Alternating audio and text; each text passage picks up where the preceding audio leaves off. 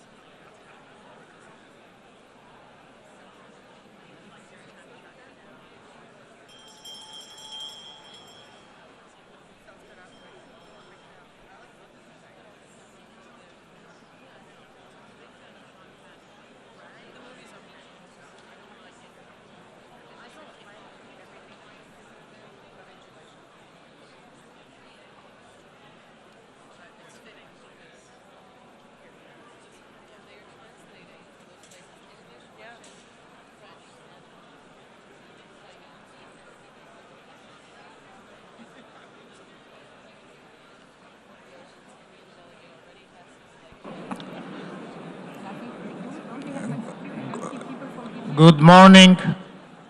Good morning. I would appreciate if you can take your seats.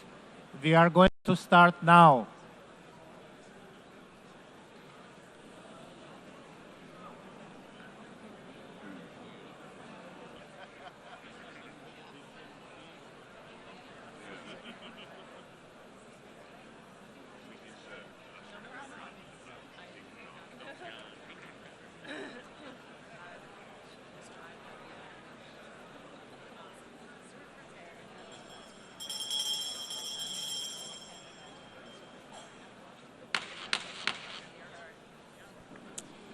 Good morning, everybody, and please have a seat.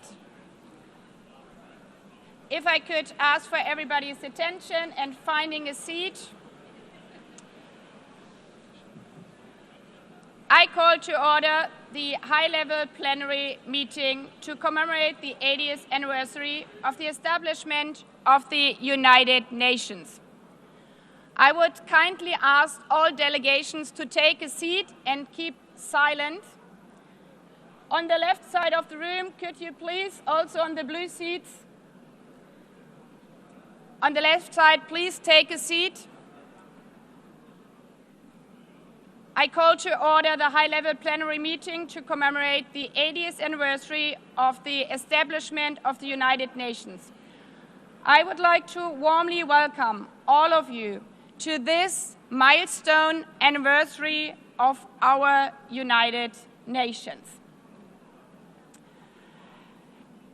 Now, when everybody has found a seat, and in respect to the performance we are hearing right now, I now invite the artists to take their position on the stage.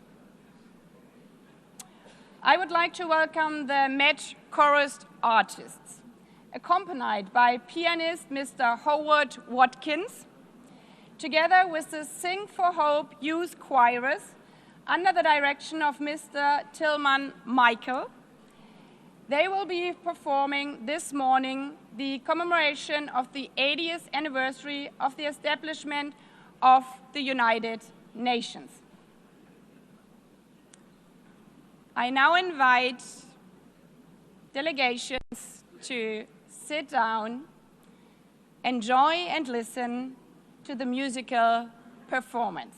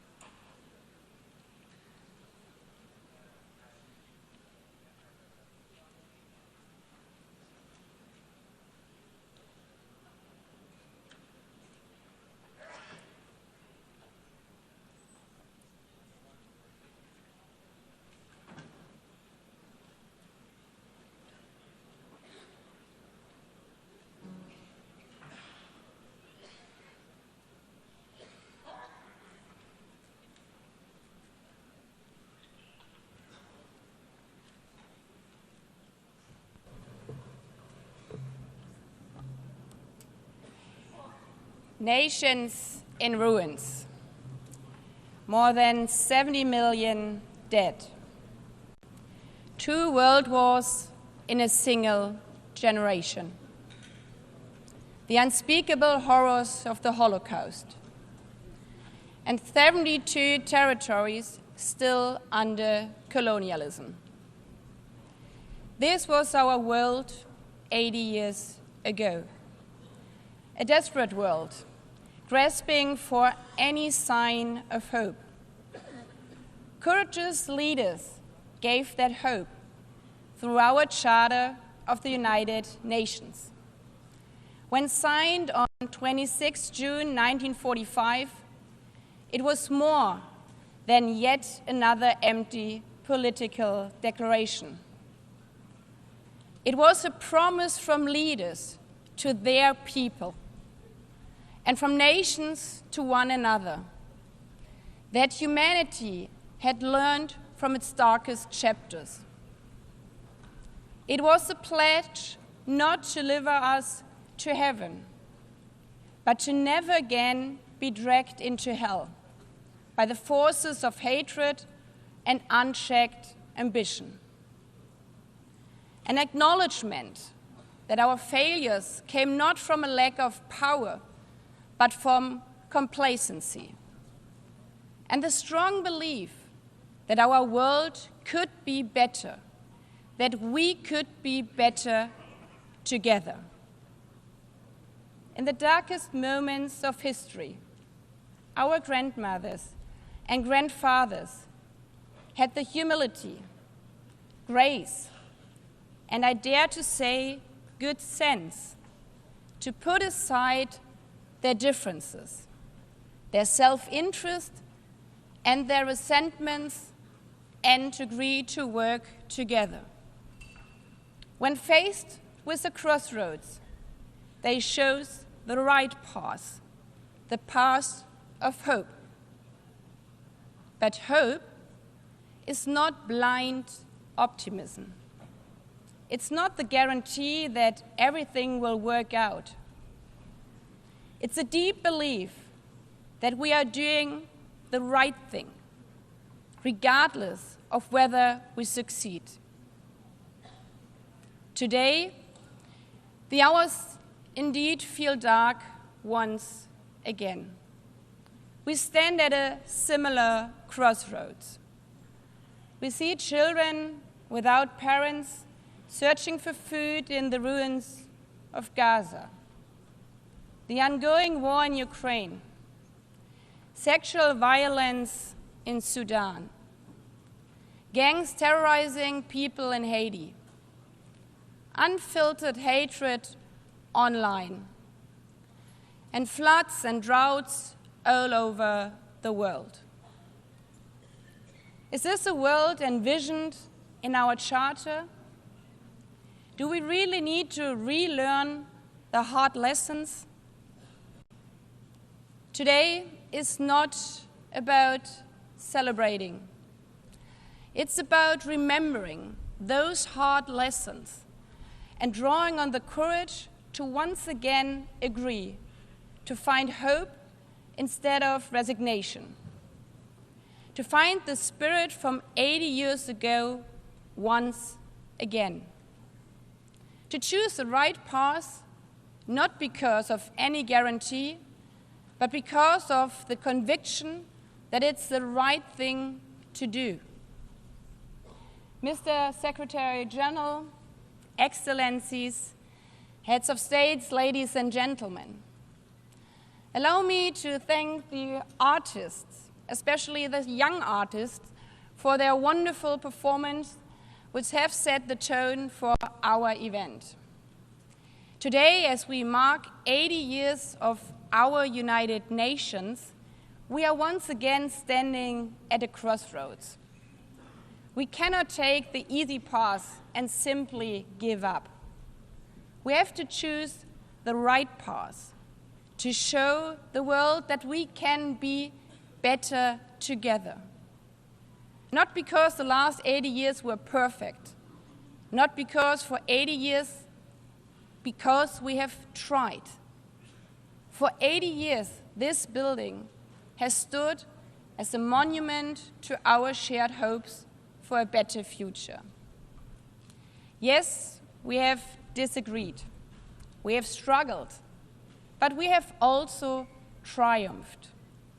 For 80 years, this institution has driven progress on sustainable development, peace and security, and human rights.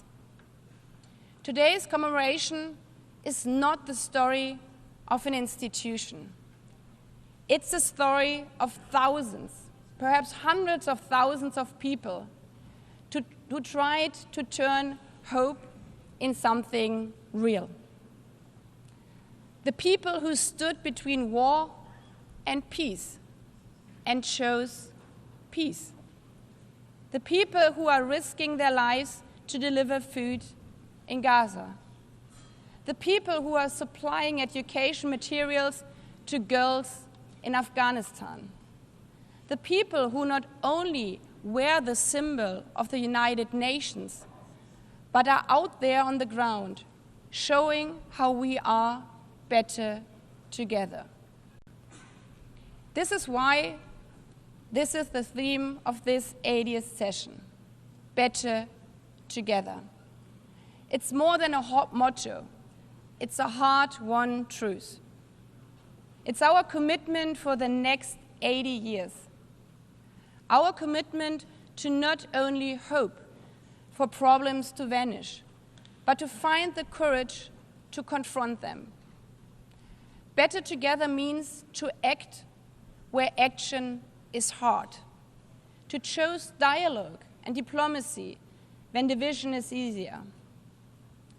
Hope at this 80th anniversary means that this session is not remembered not only for its milestone year, but as a moment when we called on extraordinary resolve equal to the extraordinary challenges we face. We owe this to the people, to the men and women, boys and girls who are not giving up, even in the darkest hours of war, who look still to the streaming blue flag for hope, the flag of our United Nations. Not perfect, not finished, but always better together.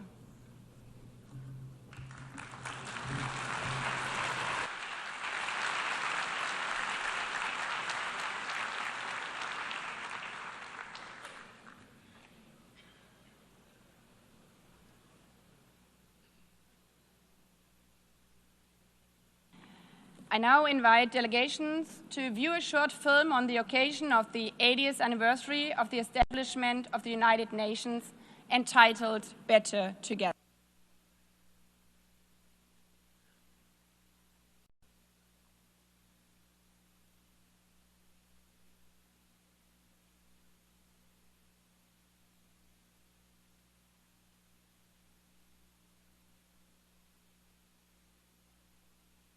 Chose peace. People who said, dignity cannot be broken. People who carried food on their backs, who rebuilt schools, who gave shelter to strangers. People who stood for the earth before it was too late. And the people who will carry it forward. The young, the unheard, the unstoppable. For 80 years, this has been and will be the work of humanity. Not perfect, not finished, but always better together. 80 years and more for peace, human rights, and sustainable development. UN. Better together. I give the floor to His Excellency Antonio Guterres, Secretary General of the United Nations.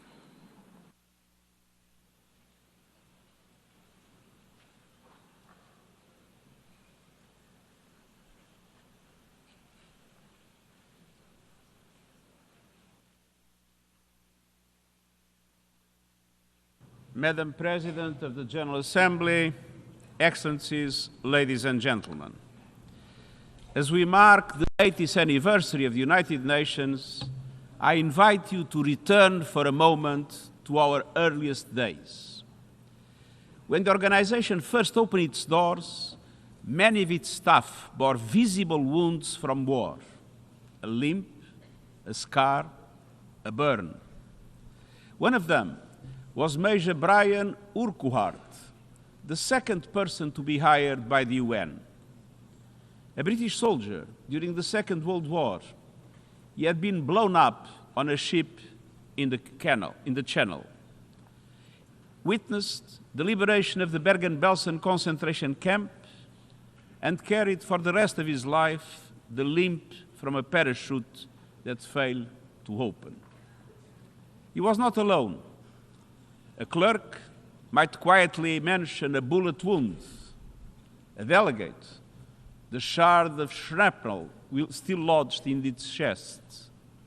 They had seen the worst of humanity, the horrors of the death camps, the cruelty of combat, cities entirely wiped out.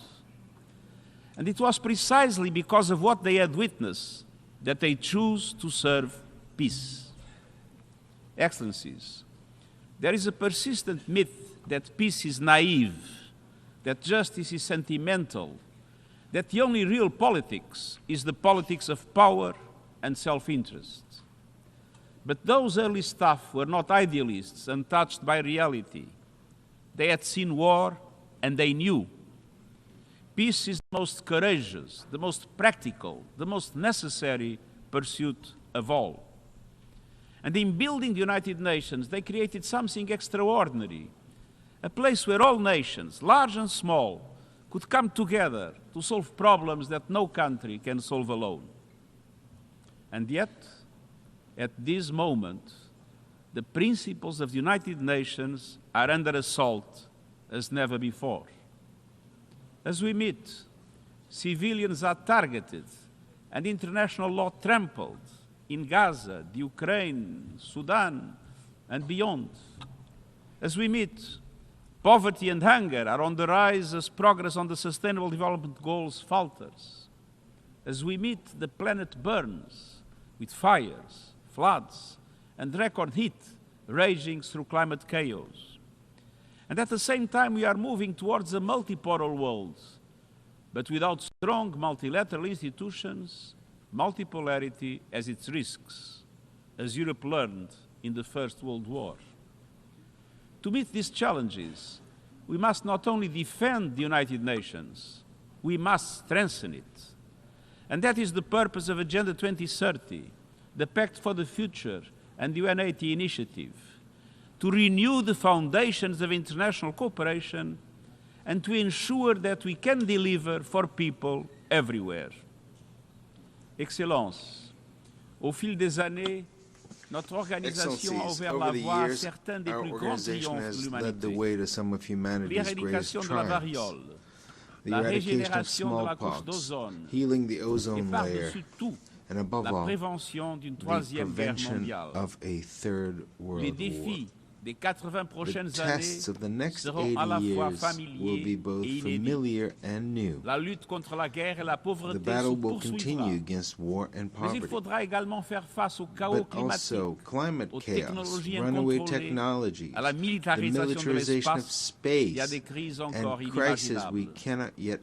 Pour relever ces défis, souvenons-nous que nos fondateurs savaient déjà. La seule voie possible, c'est celle de l'unité.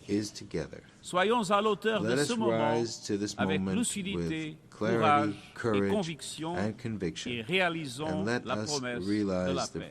Je vous remercie.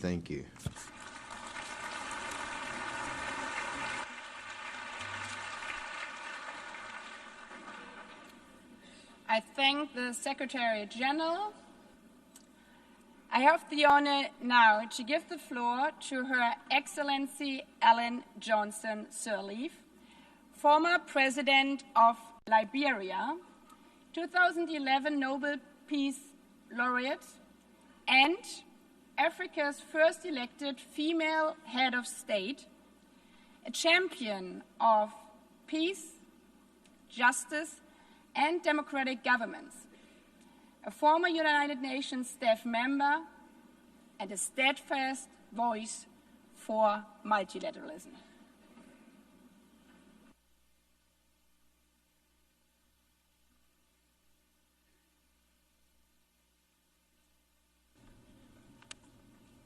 Excellencies, Madam President of the General Assembly,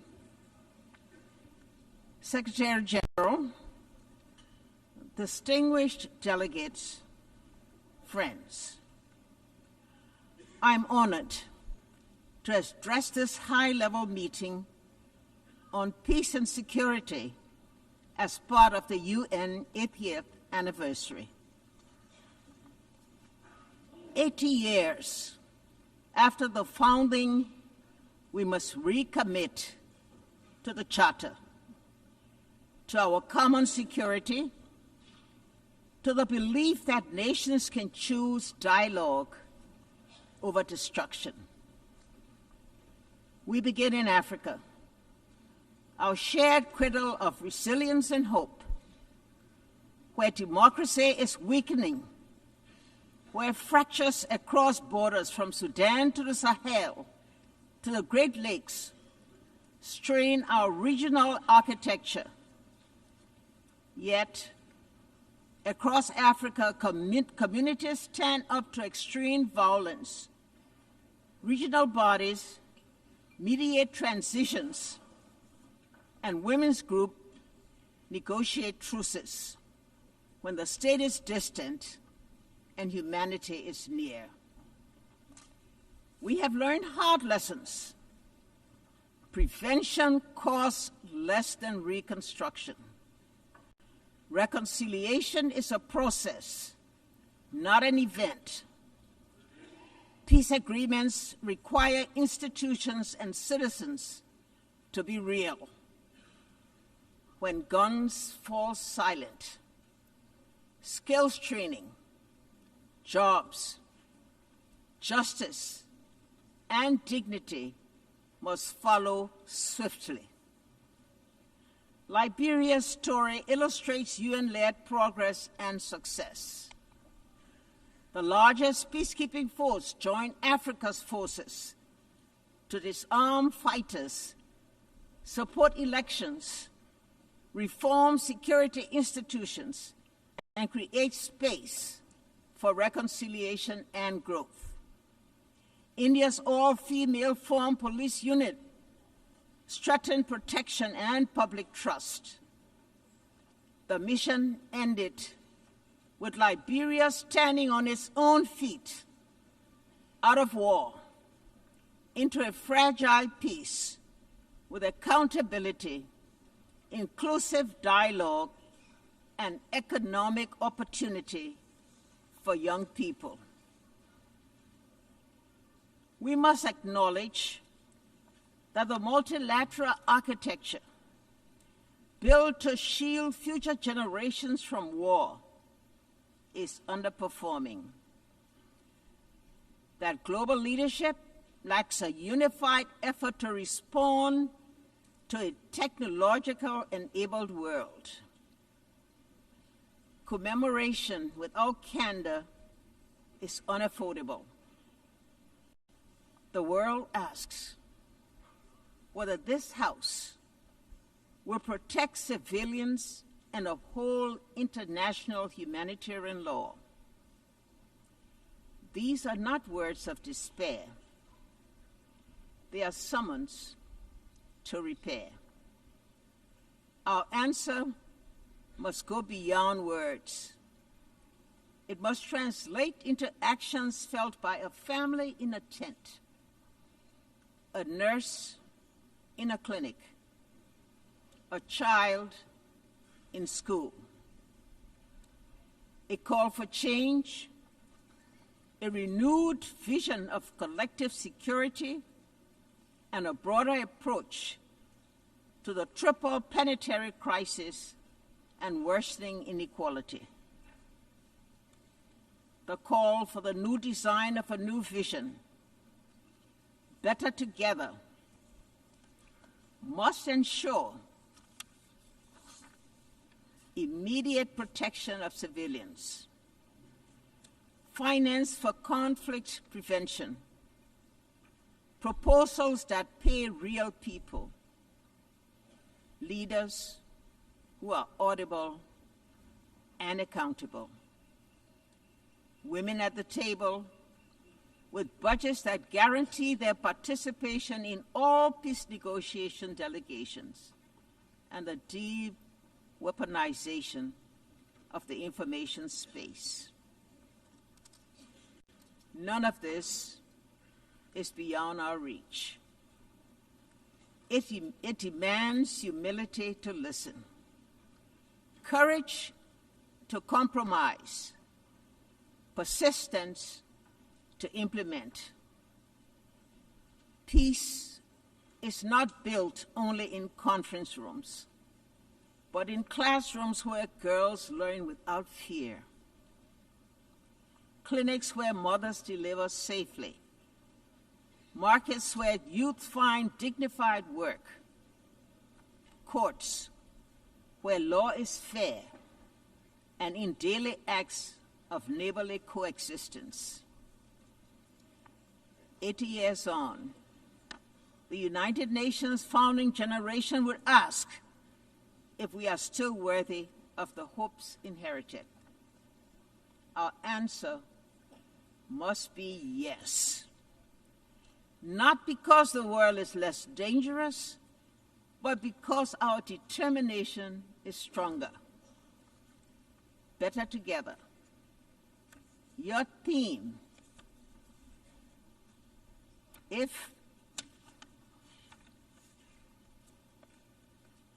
better together, your theme, it must be a strategy. Regional bodies and the UN working together. Civil society and governments co-designing solutions. Women and men sharing power equally.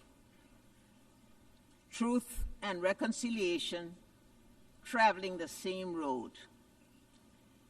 Let us leave this anniversary with concrete commitments, funded priorities, and a timetable for action. Show those in shelters, standing in the bread lines, and awaiting news of loved ones that the United Nations, as it celebrates its 80th year, remains a place of peace, a place of refuge, a place of unity, and a place of hope. I thank you.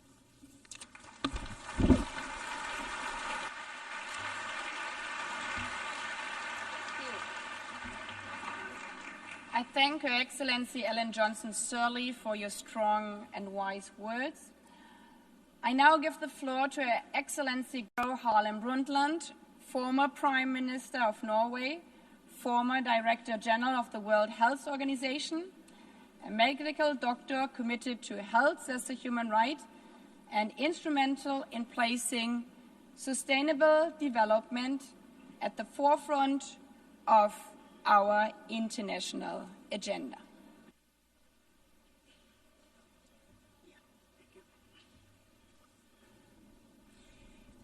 Madam President, Secretary General, Excellencies, ladies and gentlemen, it is a great honor for me to address you marking the 80th anniversary of the United Nations. I was born at the cusp of the World War II. My parents were both active in the resistance against the Nazi occupation of Norway, and we had to flee the country. Some of my earliest memories are from Sweden, where my parents worked for Norwegian refugees.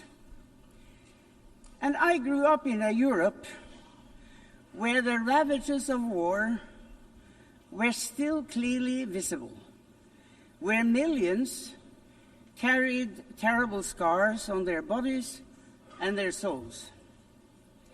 It is against this background that the UN was founded, not as a symbol, but as a solemn promise. A promise to equip humanity with legal and diplomatic tools to prevent wars of conquest and domination. A promise to enshrine universal human rights as a bulwark against totalitarianism, racism, and oppression. A promise to foster peace, development, and dignity for all people. So, Madam President, let me highlight two areas where the UN has made an undeniable difference that also are part of particular importance to me personally. First, sustainability.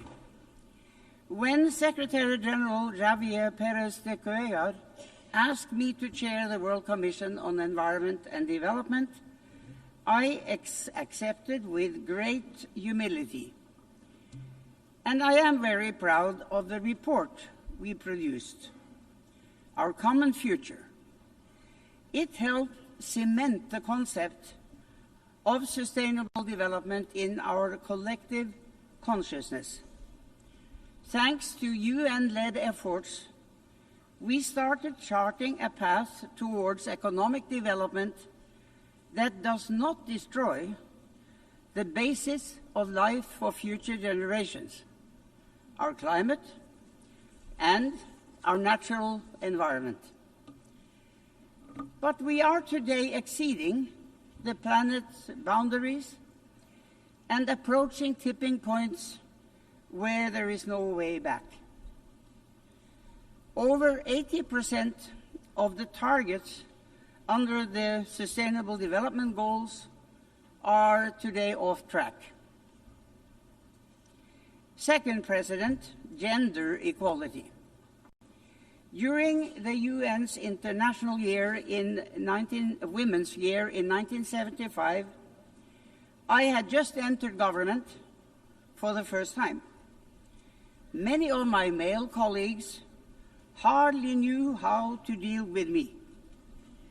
In 1979 came the UN Convention on the Elimination of All Forms of Discrimination against Women.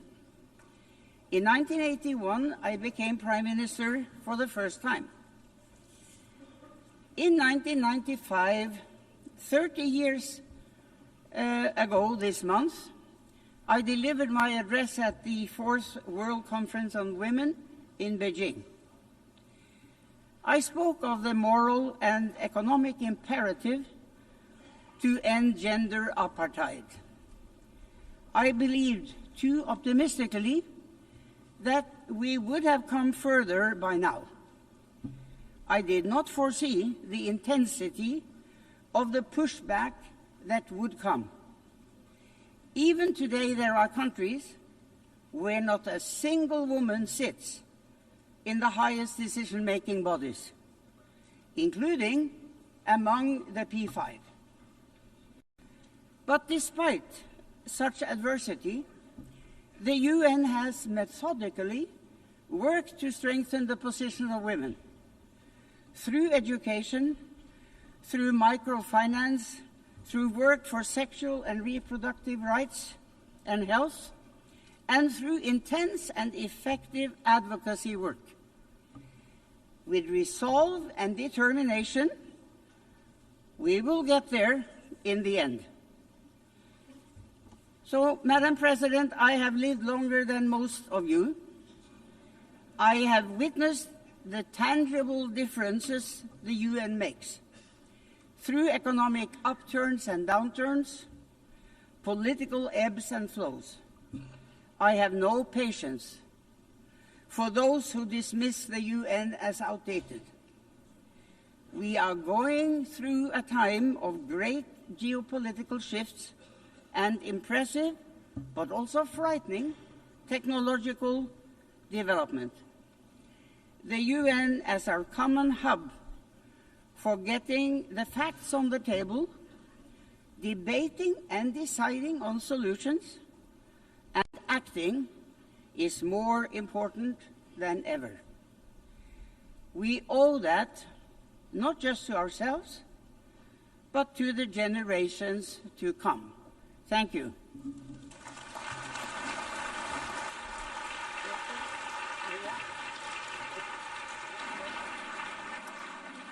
I thank Her Excellency Gro Harlem Brundtland for her blunt and powerful words. I have the honor now to give the floor to Ms. Maria Ressa, 2021 Nobel Peace Prize laureate, award-winning journalist, professor at Columbia University, co-founder of Rappler online news site, and a fearless defender of freedom of expression in the face of constant political harassment and arrests. President Baerbock, Secretary General Guterres, distinguished delegates, ladies and gentlemen. I'm normally chasing you here, and here I am. It's actually a very interesting place. Look, 80 years ago, this institution was born to prevent humanity from destroying itself. Never again, after fascism manipulated information, eroded truth, and dehumanized entire populations to enable genocide and global war. Today, we stand on the rubble of the world that was, and the challenge is to rebuild the United Nations for now, for this moment, when similar forces that led to those atrocities 80 years ago are now surging through digital platforms, insidiously manipulating us for power and profit. The biggest battle we face today is impunity, and it leads to our dehumanization in both the physical world, where wars rage from Ukraine to Gaza, and in the virtual world, where our minds and emotions are manipulated by surveillance capitalism for profit. To fight that, we need information integrity to remind us to be human. I became a journalist because information is power.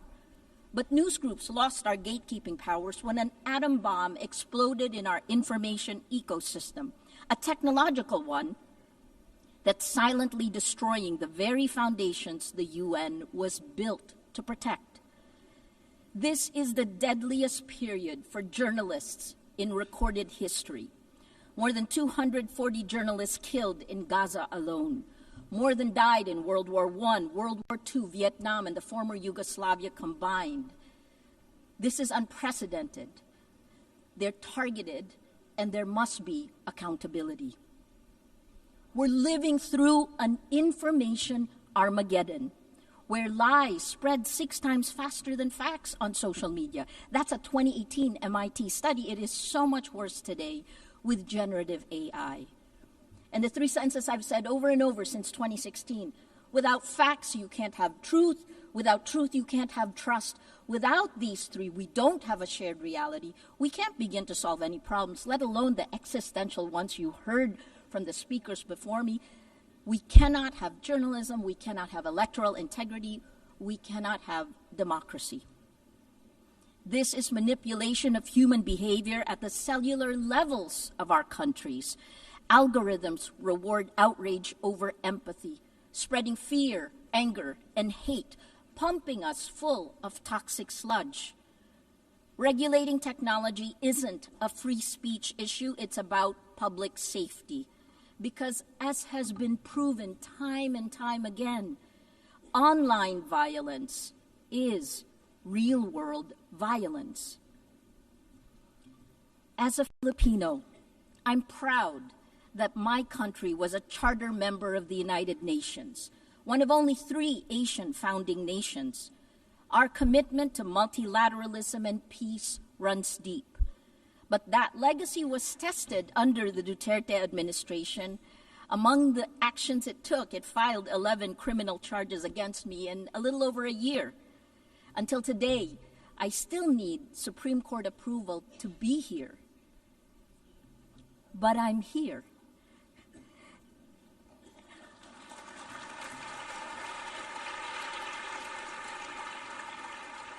And my former president, he was arrested in March for alleged crimes against humanity, and is detained at The Hague waiting for trial.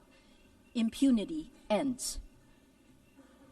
The rule of law, championed now by the Philippines as it chairs the 6th Committee on Legal Questions, ultimately prevailed. We moved to it. The trends are clear. We are electing illiberal leaders democratically. As of March this year, VDEM said that 72% of the world is now under authoritarian rule. So we turn to you at the UN. It has its critics because you have to move faster. Security Council votes paralyze action on major crises. Outdated representation excludes rising powers. Bureaucratic processes respond too slowly to urgent threats.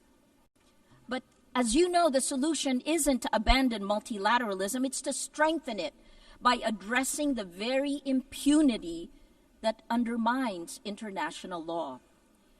At this time of creative destruction, I implore you to create.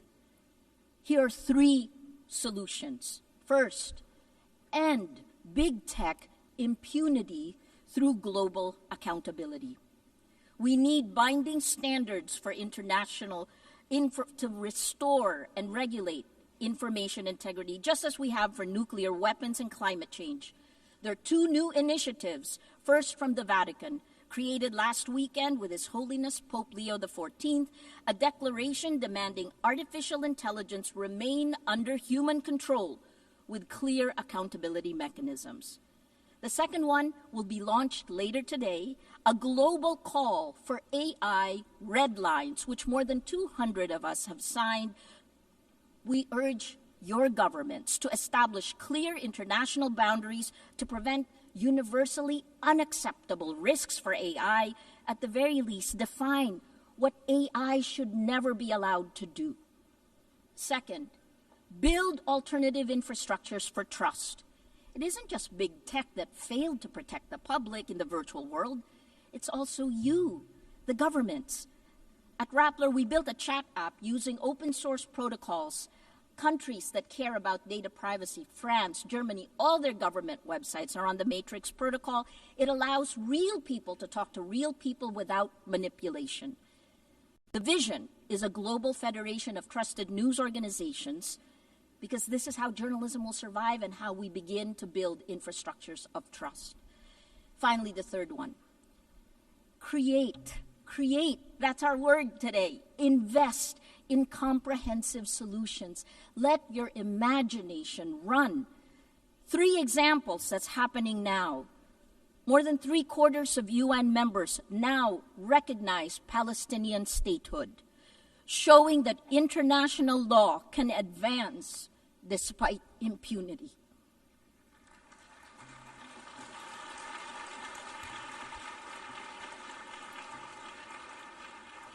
On gender, the Nobel Women's Initiative have demonstrated that in nearly every conflict around the world, women are leading efforts for peace, defying displacement, patriarchy, gender apartheid, and militarized violence every day. And finally, on Wednesday, Demokrasya Siempre, 20 nations will pledge to strengthen democratic institutions and fight for information integrity. More than 40 Nobel laureates we have gathered together to support this multilateral initiative led by the Global South. Information integrity is the mother of all battles. Win this, and we can win the rest. Lose this, and we lose everything. Please choose courage over comfort, facts over fiction, hope over fear.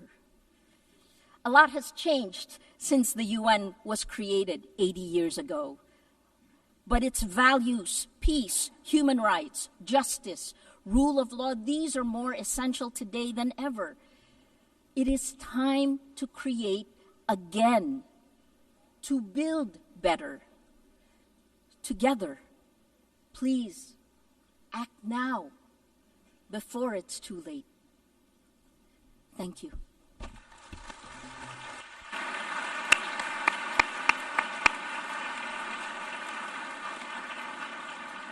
I thank Maria Ressa also for her very powerful words. I now invite Ms. Mariam Burka, United Nations Global Advocate for Peace and Youth Leader, whose work bridges art, activism, championing women's rights, youth empowerment, and peace building, to recite a poem.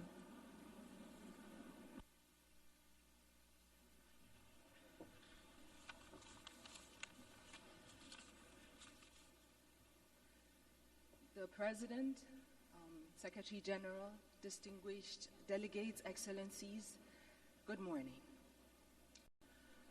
Walking these halls, I realized that the United Nations was not built from harmony. It grew out of the ashes of war and the grief watered by the collective memory of what happens when dialogue and cooperation fails.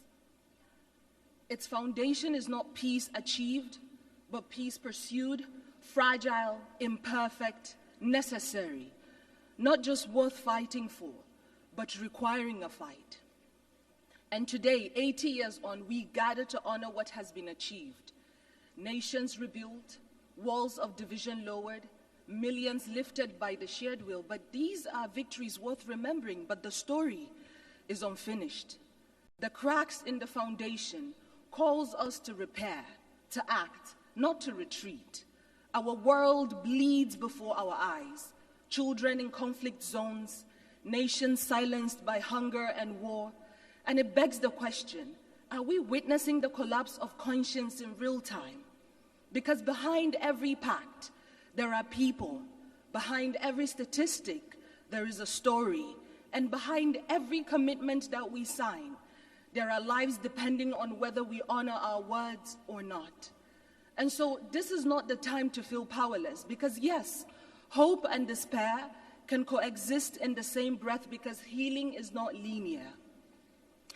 The United Nations is not a monument, it is a mirror, and it reflects what we have dared to imagine 80 years ago, and today, here, it asks, will we dare again? Will we dare to work better together? Because if the past proves that we can build peace from ashes, then the present demands that we build it again, louder, braver, together. I speak as a global peace advocate, not because peace is easy, but because silence is complicity, and so I will not be silent. You know, I used to think that peace was a place, a final destination we arrive at after all wars have ended. But I have come to understand that peace is not a line that we cross. It is a choice that we make over and over and over again, especially when it is the hardest, especially when it feels far away. Peace is not a silence we force into people's mouths. It is not the absence of war, but the presence of understanding. Peace is a child learning to sleep again without flinching at the wind. It is a mother not having to choose between bread and dignity. It is a father not having to swallow his voice to feel like a man. Peace is messy, like forgiveness. It does not arrive in parade floats. Sometimes it comes crawling through broken windows when we finally agree that being right is not better than being whole. Peace is not found, it is built, brick by brutal brick, by hands that once knew how to fight, now choose to hold instead. There was a time when we measured strength by how long we could hold a grudge. But today, let us measure strength by how long we could hold space for someone else's truth. Because there was a me and a you before there was ever an us. And if us is broken, then peace is what lets us lay down the shards without aiming at each other's throats. Peace is the poem you write after the war in your chest has finally run out of ink. It is the moment you return to your body and find yourself still standing. Peace is not easy. And so let us not forget the ones who have carried peace quietly through the fire. The women whose hands mend what war has torn, who rebuild homes from memory, raise children between checkpoints, hold their families like nations, because peace has always known the name of a woman, carried through the way that she chooses courage over collapse again and again. And so today I speak peace into the bones of this world, into the rubble, into the rage, into the ruins. Because if war teaches us how to shatter, then peace must teach us how to stay soft, to stay human. And perhaps what makes us human is not that we always succeed in peace, but that we dare again and again to seek it, refusing to let our brokenness be the end of our story. Thank you.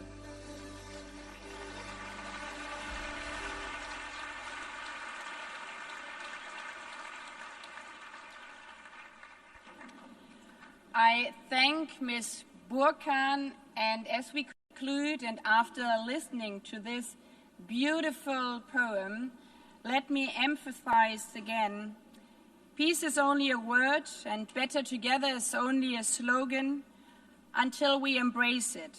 So I invite you to embrace and live up to be better together over this 80th session. This is not the story of an institution. It's the story of people. People who stood between war and peace and chose peace. People who said, dignity cannot be broken. People who carried food on their backs, who rebuilt schools, who gave shelter to strangers. People who stood for the earth before it was too late. And the people who will carry it forward. The young, the unheard, the unstoppable. For 80 years, this has been and will be the work of humanity. Not perfect, not finished, but always better together. 80 years and more for peace, human rights, and sustainable development. UN. Better together. Before adjourning this meeting, I would like to remind delegation that the high-level meeting on the 30th anniversary of Fourth World Conference on Women will begin immediately in this hall. Delegations are therefore requested to remain seated while the stage is being prepared for the next meeting. The high-level plenary meeting to commemorate the 80th anniversary of the establishment of the United Nations has concluded. I thank you. The meeting is adjourned.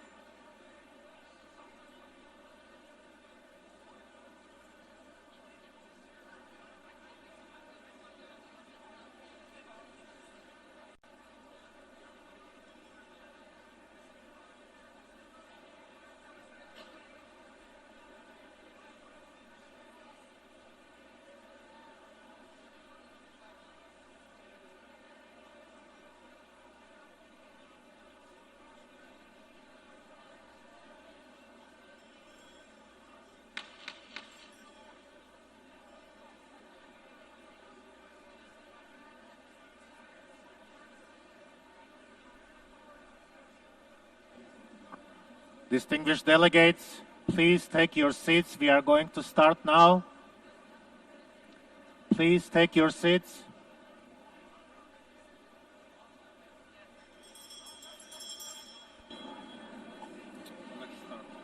Good morning to those of you who just came into the room, and good to see the others again after our anniversary session.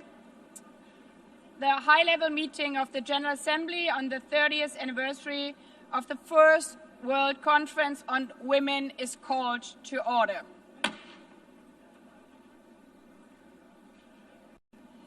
Heads of states and government, Secretary General of the United Nations, Excellencies, distinguished delegates, distinguished participants. I warmly welcome all of you to this high-level meeting convened to mark the 30th anniversary of the Fourth World Conference on Women and to renew our resolve to fully implement the Beijing Declaration and Platform for Action. This high-level meeting is held on the theme Recommitting to, Resourcing and Accelerating the Implementation of the Beijing Declaration and Platform for Action to achieve gender equality and the empowerment of all women and girls, in accordance with General Assembly Resolution 79/288 of 7th May 2025. Allow me now to make a statement as President of the General Assembly.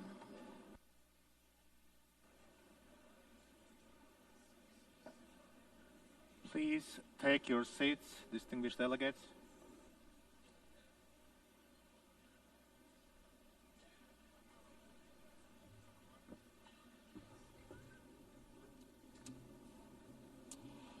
Human rights are women's rights, and women's rights are human rights, once and for all.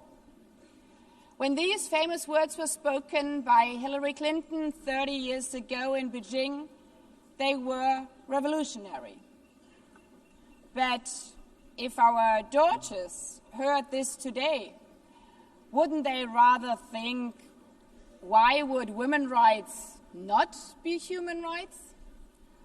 Our daughters who are the fastest sprinter in their high school, our daughters who are CEO of an AI startup, our daughters who have watched their mothers become the first female president of the Marshall Islands, of Namibia, North Macedonia, Peru, of Slovenia or Suriname.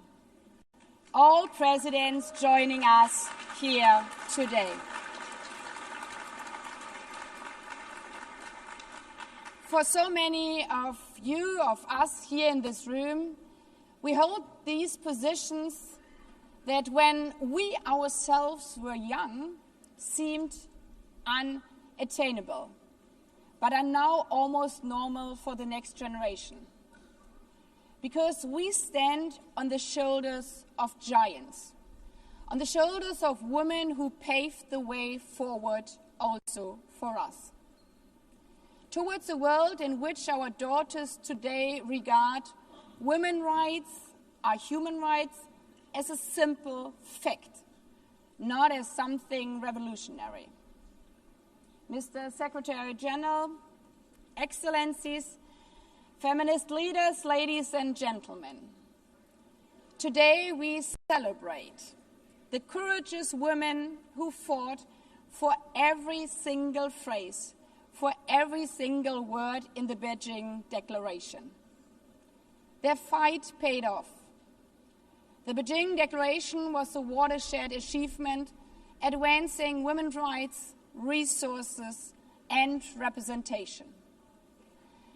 As Mama Mongella, how she was called, stated in 1995, a revolution has begun. There's no going back. Yet, 30 years later, the revolution remains unfinished. When the phrase "She runs like a girl" is hailed as an insult. When highly qualified CEOs are called diversity hires. When a female world leader is attacked on social media, not for the speech she gave, but for the wrong high heels she wore. That is when we remember how far we still have to go. There's no country in the world where women's rights are fully equal to men.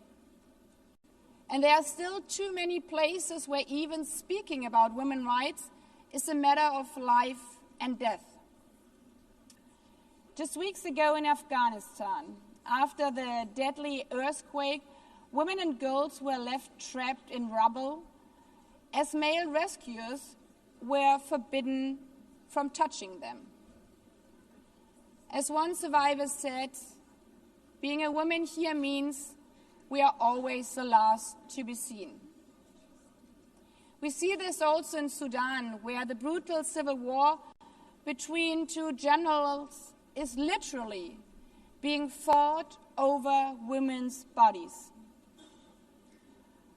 I still have her voice in my ear when one mother told me, while I was sitting with her in a refugee camp, that she wishes that they all would have been simply killed instead of having to see her daughters being raped over and over again. This year alone, demand for life-saving post-rape support in Sudan increased almost 4 times. And this is no exception. 1 in 3 women globally will experience sexual violence at some point in her lifetime. 1 out of 3. This is us. And these battles extend to family planning. UNFPA estimates that today a quarter of women are unable to make decisions about their own health care, and roughly half of all pregnancies are unintended. Delivering on Beijing, on this revolution, means also that no male politician, judge or religious leader should dare to tell our girls what to do with their bodies, because they are human beings, not property. It's our. In this regard, I'm honored we are joined by our first guest speaker, Cecilia Suarez, who is using her platform to speak out against this scourge in Latin America and the Caribbean, affecting as many as 76% of women in the region. But even in the darkest hours, women are not victims. They are survivors. They are heroes. And it's an extreme honor that we will also hear from our guest speaker, Nadia Murad, Nobel laureate, a hero who not only survived the unthinkable crimes of ISIS, but gave Yazidi women a voice and by that defeated a terrorist organization. Women like Nadia Murad remind us that women's rights are not only human rights, but human rights are the best weapon for peace. Excluding women peace builders doesn't just reduce the possibility of peace, it undermines its very foundation and longevity. Therefore, we are celebrating today not only Beijing, but also 25 years of Resolution 1325 on women, peace, and security. Excellencies, Beijing and Resolution 1325 promised not only rights, but also resources. And there, the revolution has barely begun. At the current rate, reaching economic equality will take 123 years. But women's economic empowerment is not just about doing a favor for women, but a favor for every society, every economy. As they say, it's economics, stupid. Closing the gender gap would increase global GDP by $7 trillion US. Which brings us to the third R, representation. We all know that when women are at the table, companies perform better, peace treaties last longer, and governments deliver more. Their presence is power. Yet, in this hall of principles, last year, fewer than 10% of speakers during high-level week were women.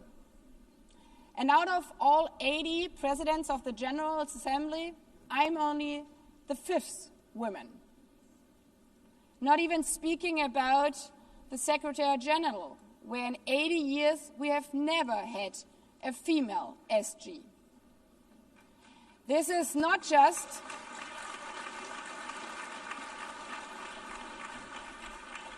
This is, as we can hear, not just a matter of representation, it's a matter of credibility to practice what we preach. But it's not only who is leading, it is how we lead. Leadership means collaboration. The theme of this 80th session overall is better together.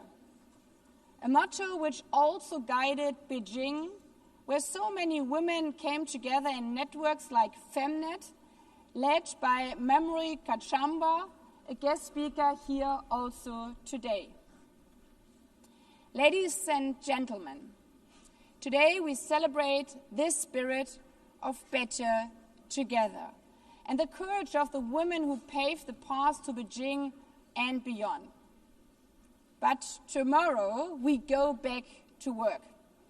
As female presidents, as male presidents, as Olympic sprinters, as CEOs, as ordinary mothers and daughters. And just in case, while finishing the revolution from Beijing, we might hear that contemptuous phrase, "you run like a girl," we should remember what little girls all around the world would do. Exactly that. Proudly run like a girl, fast as hell, even in high heels, showing that women's rights are always human rights, that they are our rights, our future.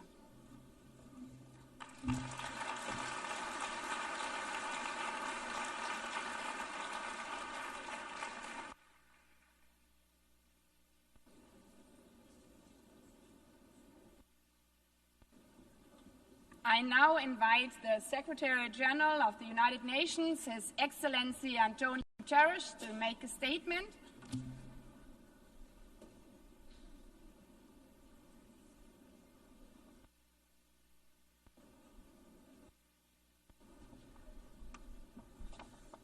Madam President of the General Assembly, Excellencies, dear friends. 30 years ago, the world came together to affirm that the rights of women and girls are not separate, secondary, or negotiable. They are human rights. The Beijing Declaration and Platform for Action is the most ambitious global political commitment on women's rights ever achieved. And it has helped to power advances in some critical areas: legal protection, political participation, education, maternal mortality, recognizing the need to tackle violence against women as a global priority, and more. But progress has been slow and uneven, and no nation has achieved full equality for women and girls. Sustainable Development Goal 5, gender equality, is lagging far behind. Hard-won gains are now under attack. Meanwhile, conflicts and climate disasters are multiplying, and the human rights of women and girls are casualties of both.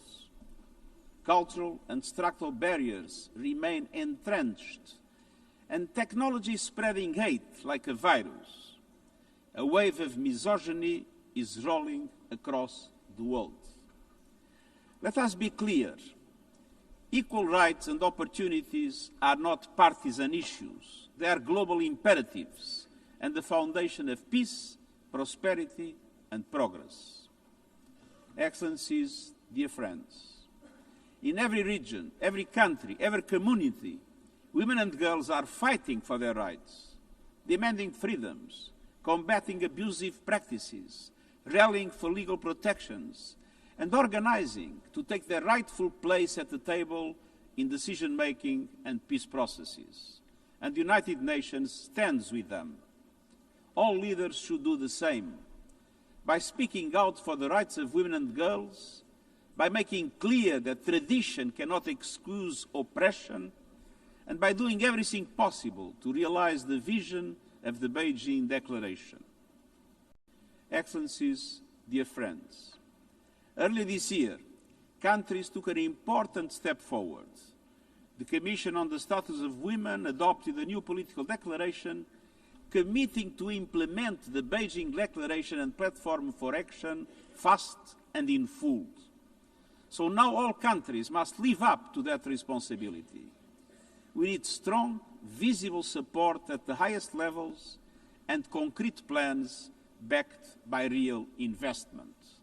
To support women's organizations, services and solutions, to deliver the Beijing Plus 30 action agenda, to advance socio-economic empowerment, to defend women's rights, and to confront a challenge that was barely imagined 3 decades ago. Artificial intelligence is reshaping our world, but the transformation is unfolding in an industry dominated by men, shaped by biased data, and driven by algorithms that frequently reinforce discrimination. We must confront violence and online hate and ensure that technology serves equality, not exclusion. And that includes a priority in investing in women and girls' education in science, technology, engineering, and mathematics.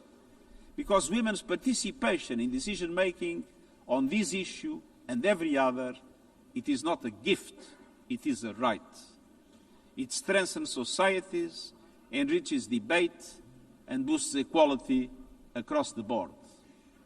We must remove systematic obstacles to equality for women and girls. From discrimination to unequal pay and inequality before the law. We need universal ratification of the Convention on the Elimination of all forms of discrimination against women. Excellences, enfin, nous devons prendre des mesures proactives pour assurer la participation des femmes à la prise de décision à tous les échelons. Ici, aux Nations Unies, grâce à des efforts soutenus, nous avons atteint et maintenu la parité hommes-femmes parmi les cadres dirigeants. And allow me a brief explanation on this. Some think that we had to bend the rules in favor of women to reach parity. Totally wrong. The only thing we did was to guarantee that there was effective equality opportunities for women and men, and that the selection processes had not a misogynist bias. And the result was parity at the level of the high direction of the United Nations. Nous poursuivrons nos efforts pour parvenir à la parité dans l'ensemble de l'organisation, guidée par notre plan d'accélération pour l'égalité des genres. Excellences, il y a 80 ans, la Charte des Nations Unies affirmait l'égalité des droits entre les femmes et les hommes. Il y a 30 ans, la déclaration de Pékin consacrait les droits des femmes comme des droits humains. Aujourd'hui, dans cette enceinte, nous devons entendre comment nous comptons transformer ces ambitions en réalité. Faites entendre vos engagements, présentez vos plans. Ensemble, réalisons l'égalité pour les femmes et les filles, une égalité dont notre monde a tant besoin. Je vous remercie.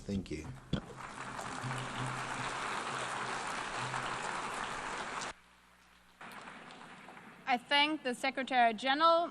I now invite Her Excellency Huang Shouai, Deputy Head of the National Working Committee on Children and Women of the State Council of China, as host of the 4th World Conference on Women, to make a statement.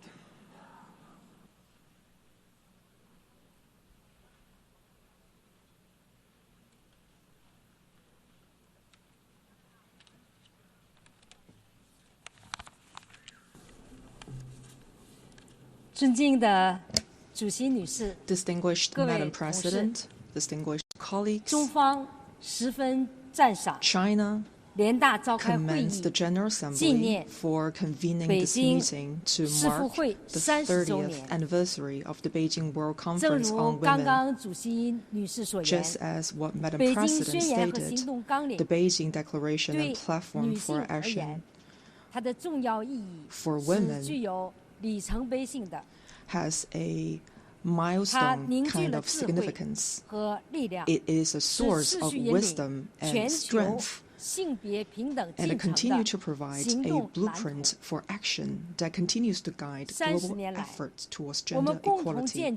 Over the past 3 decades, the World Conference on Women has been a catalyst for tremendous change, from advancing legal reforms to expanding social services, from empowering women to enhancing their participation. Countries have made notable strides toward gender equality. Countless women have undergone profound transformations, moving from silence to voice, from the margins to the center, and from dependence to independence. These achievements testify to the foresight and enduring vitality of the Beijing Declaration and Platform for Action. Gender equality is not only a human right, but also a powerful driver of sustainable development. For the past 30 years, as host of the Beijing Conference on Women, China has honored its commitments through concrete action. Under the leadership of the Chinese Communist Party, China has steadfastly advanced gender equality as a fundamental national policy, implemented 4 successive cycles of the National Program for Women's Development, and built a comprehensive legal framework of more than 100 laws and regulations to safeguard women's rights and interests. With measurable and effective institutional mechanisms, China has significantly strengthened women's empowerment in the fields of economy, health, education, employment, political participation, and social protection, benefiting 690 million women. China's women, with their creativity, continue to hold up half the sky in the nation's progress. China has consistently championed the advancements of women around the world. In partnership with the United Nations, China established the Prize for Girls and Women's Education, with Professor Peng Liyuan, spouse of President Xi Jinping, serving as special envoy. China has trained more than 200,000 female professionals from over 180 countries and regions, and has carried out empowerment projects totaling over $40 million in more than 20 countries. The Global Center for Digital Empowerment of Women, established by China, offers a new platform to help bridge the digital gender divide and to promote women's meaningful participation in AI development. Distinguished Madam President, colleagues, at present, the century's profound transformation is accelerating, and the global governance stands at a critical crossroads. Nearly 10% of women remain trapped in extreme poverty. More than 600 million women lived amid conflict, and violence against women, discrimination, and economic inequality continue. developing countries face an annual funding gap of $420 billion for gender equality. These challenges call for urgent, more proactive, and pragmatic action. Chinese President Xi Jinping's proposal for global governance initiative comes at a critical juncture. Advancing gender equality and the full development of women requires strengthened international cooperation, accelerated action, and sustained commitments. At this new starting point, China calls for the following: continued advancement of the equal development of women. Safeguarding women's rights and interests should be elevated as a national priority and embedded as a social norm.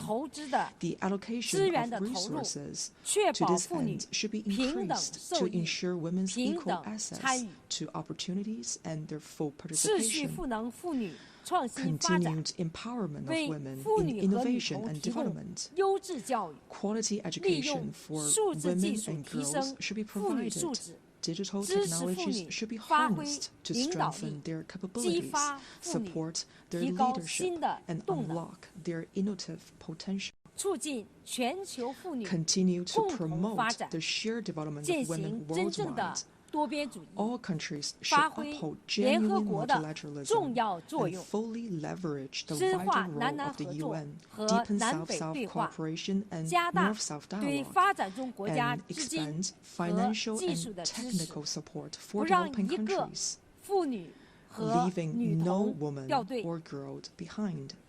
Distinguished Madam President, dear colleagues, gender equality is not only a matter for women, but a cornerstone of human progress and human civilization.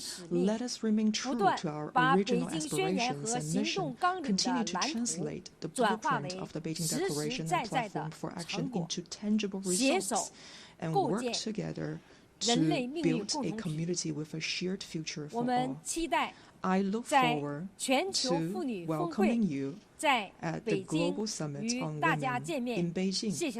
Thank you.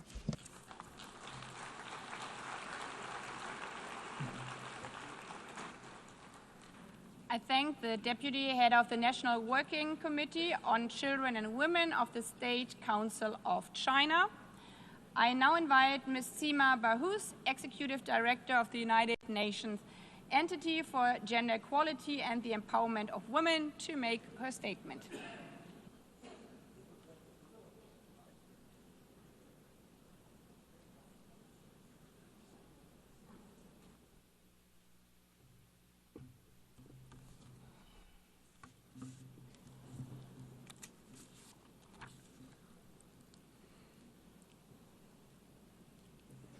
Madam President of the General Assembly, Secretary General, distinguished heads of state and government, Your Majesties, Ministers, Excellencies.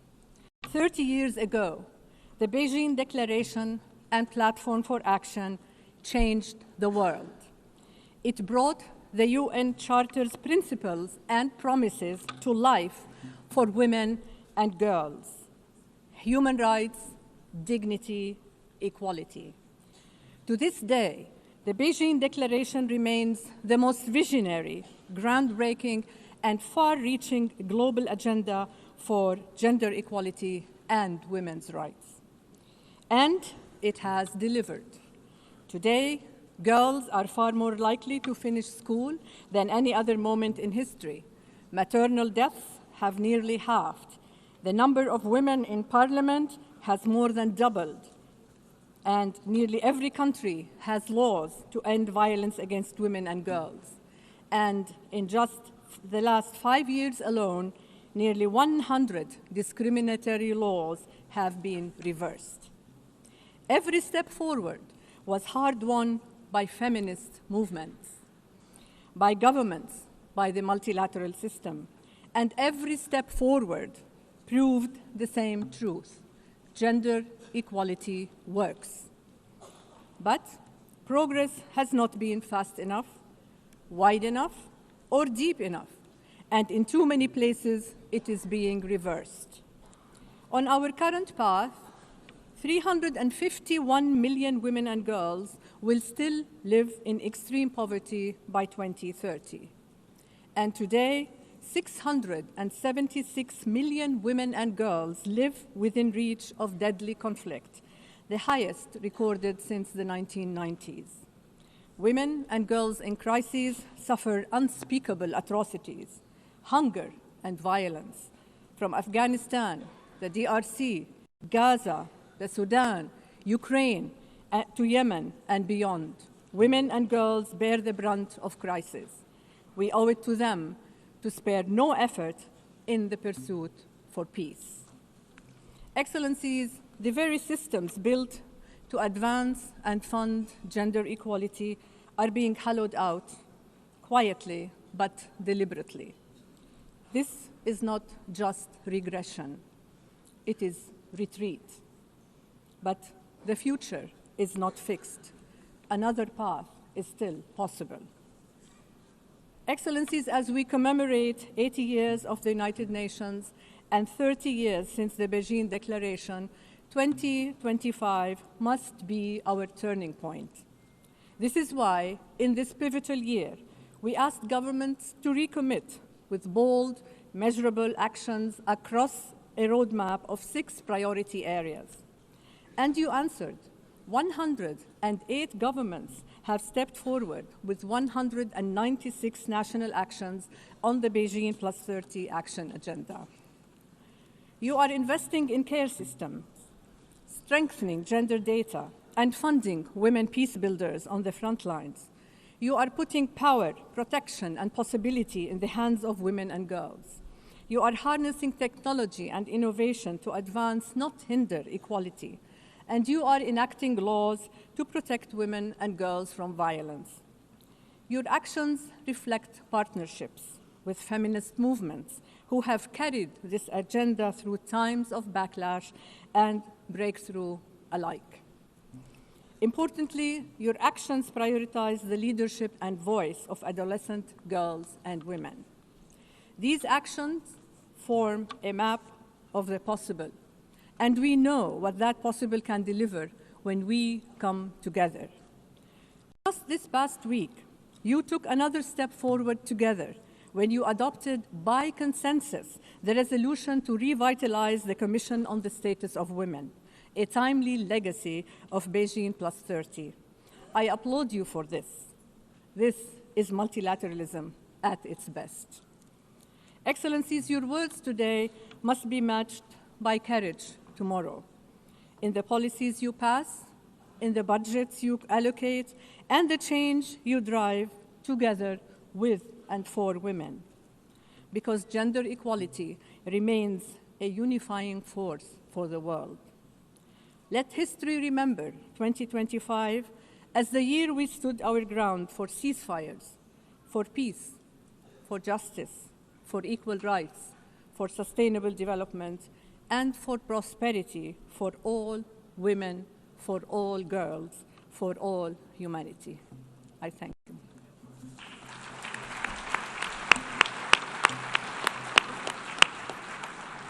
I thank the Executive Director of the United Nations Entity for Gender Equality and the Empowerment of Women. I now invite Ms. Dean Keita, Executive Director of the United Nations Population Fund, to make her statement.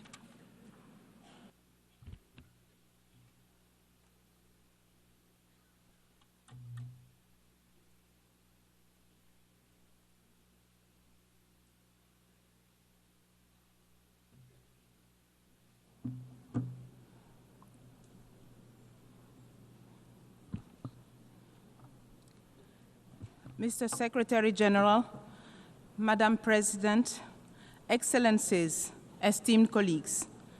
30 years ago, in Beijing, the world pledged to achieve gender equality and women's empowerment.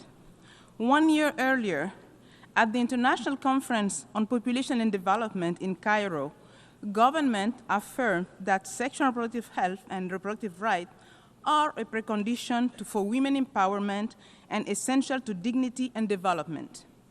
Population, sexual reproductive health and rights, and gender equality are inextricably linked. Beijing and Cairo go hand in hand, mutually reinforcing and universal. Today, we gather not only to commemorate, but also to thank the member states for their effort. While significant progress has been made, it is fragile. Too many women still die giving birth. Too many women and girls are denied safety and opportunity. Millions of youth and marginalized people do not have their most basic needs met. And new threats are rising: climate change, increasing conflict, digital world where technology, including artificial intelligence, can be fabulous opportunities when used properly, instead of being weaponized against women and girls.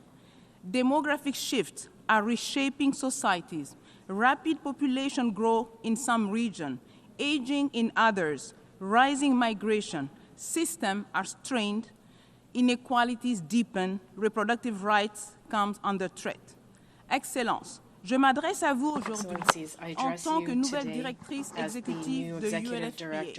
J'assume cette responsabilité avec humilité et détermination, déterminée à protéger les acquis, à défendre haut et fort les droits humains, à aller plus loin ensemble, afin que les promesses faites à Beijing et au Caire soient enfin tenues. Le Fonds des Nations Unies pour la population se tient à vos côtés, aux côtés de nos partenaires des Nations Unies, de la société in the United Nations, civil society, and particularly women's organizations and networks as they continue their tireless work to promote the rights and choices of women and girls in all their diversity. UNFPA's contribution to these efforts is unique. As a public health and population agency, we work to ensure that every woman and girl can live free from violence and decide freely on her future. Sexual and reproductive health and rights are the foundation of equality in our society, the best investment in the better, fairer world envisioned in the 2030 Agenda. Beijing and Cairo with urgent action. Under our Secretary General leadership, we look forward to delivering as one with our sister agency on the ground. Let us recommit to do better together and make sure that no woman should die while giving life. Let's invest in right and choices, the foundation of justice, prosperity, and peace. Merci. Merci. I thank the Executive Director of the United Nations Population Fund. I now invite Ms. Hala Haidar, Chair of the Committee on the Elimination of Discrimination Against Women, to make her statement.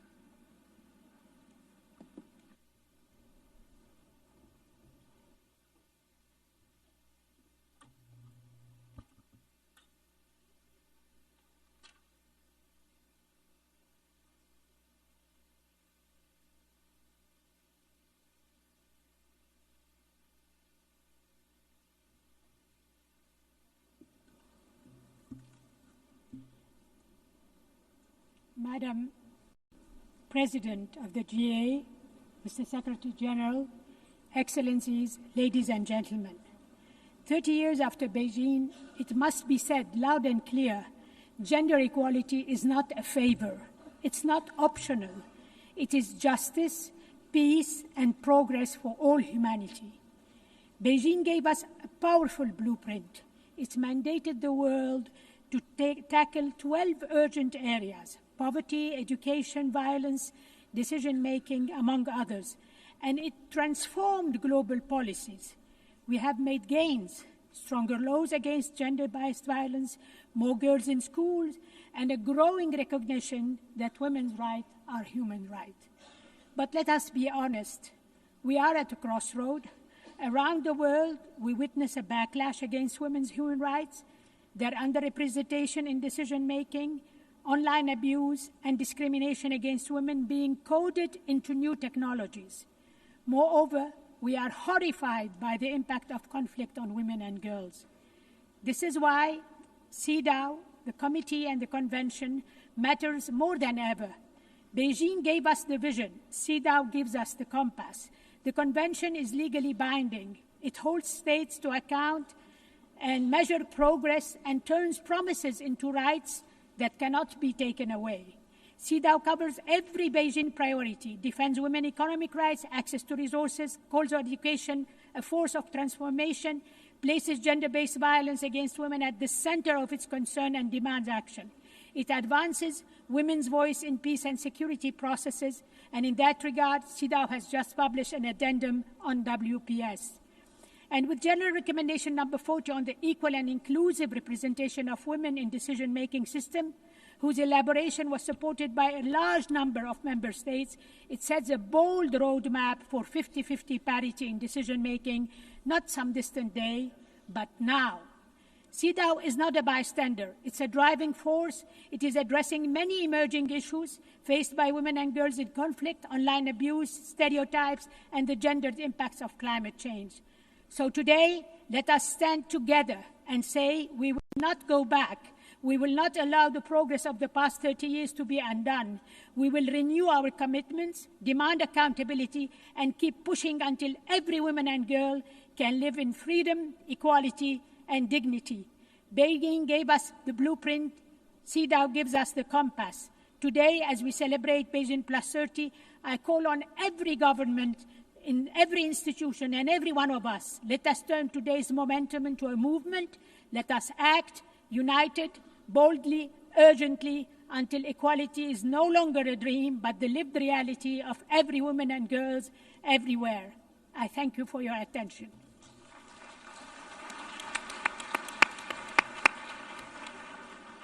I thank the Chair of the Committee on the Elimination of Discrimination Against Women. I now invite Ms. Claudia Flores, Chair of the Working Group on Discrimination Against Women and Girls, to make a statement.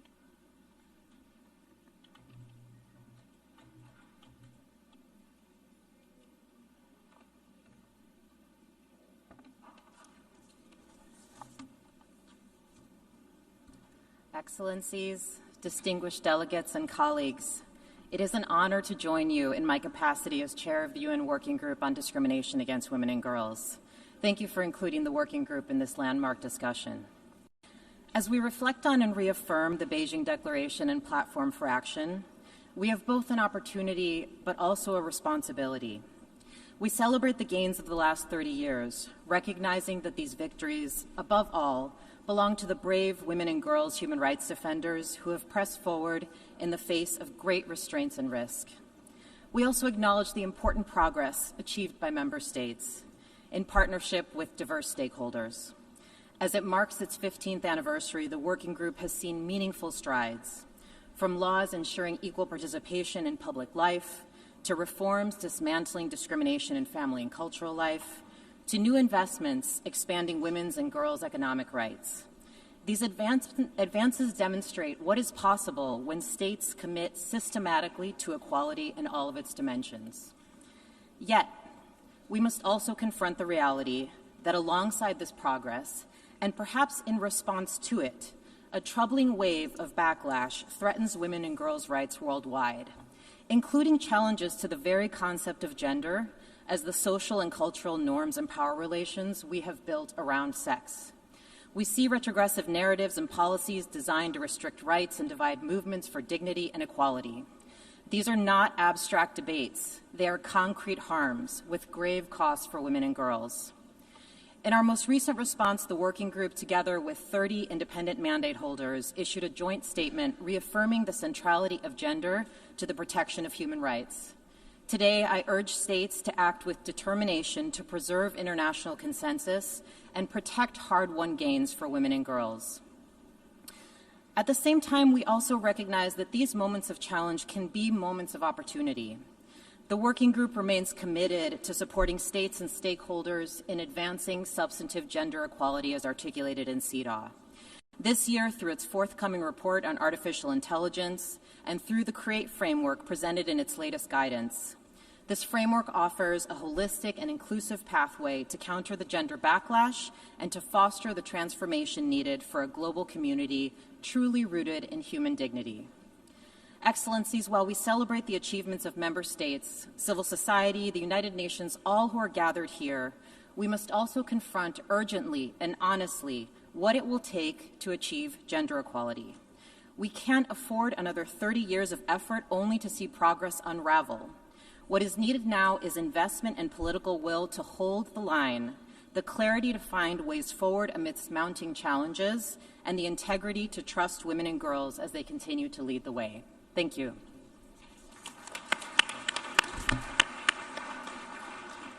I thank the chair of the Working Group on Discrimination Against Women and Girls. I now invite Ms. Reem Al-Salem, Special Rapporteur on Violence Against Women and Girls, its causes and consequences, to make her statement.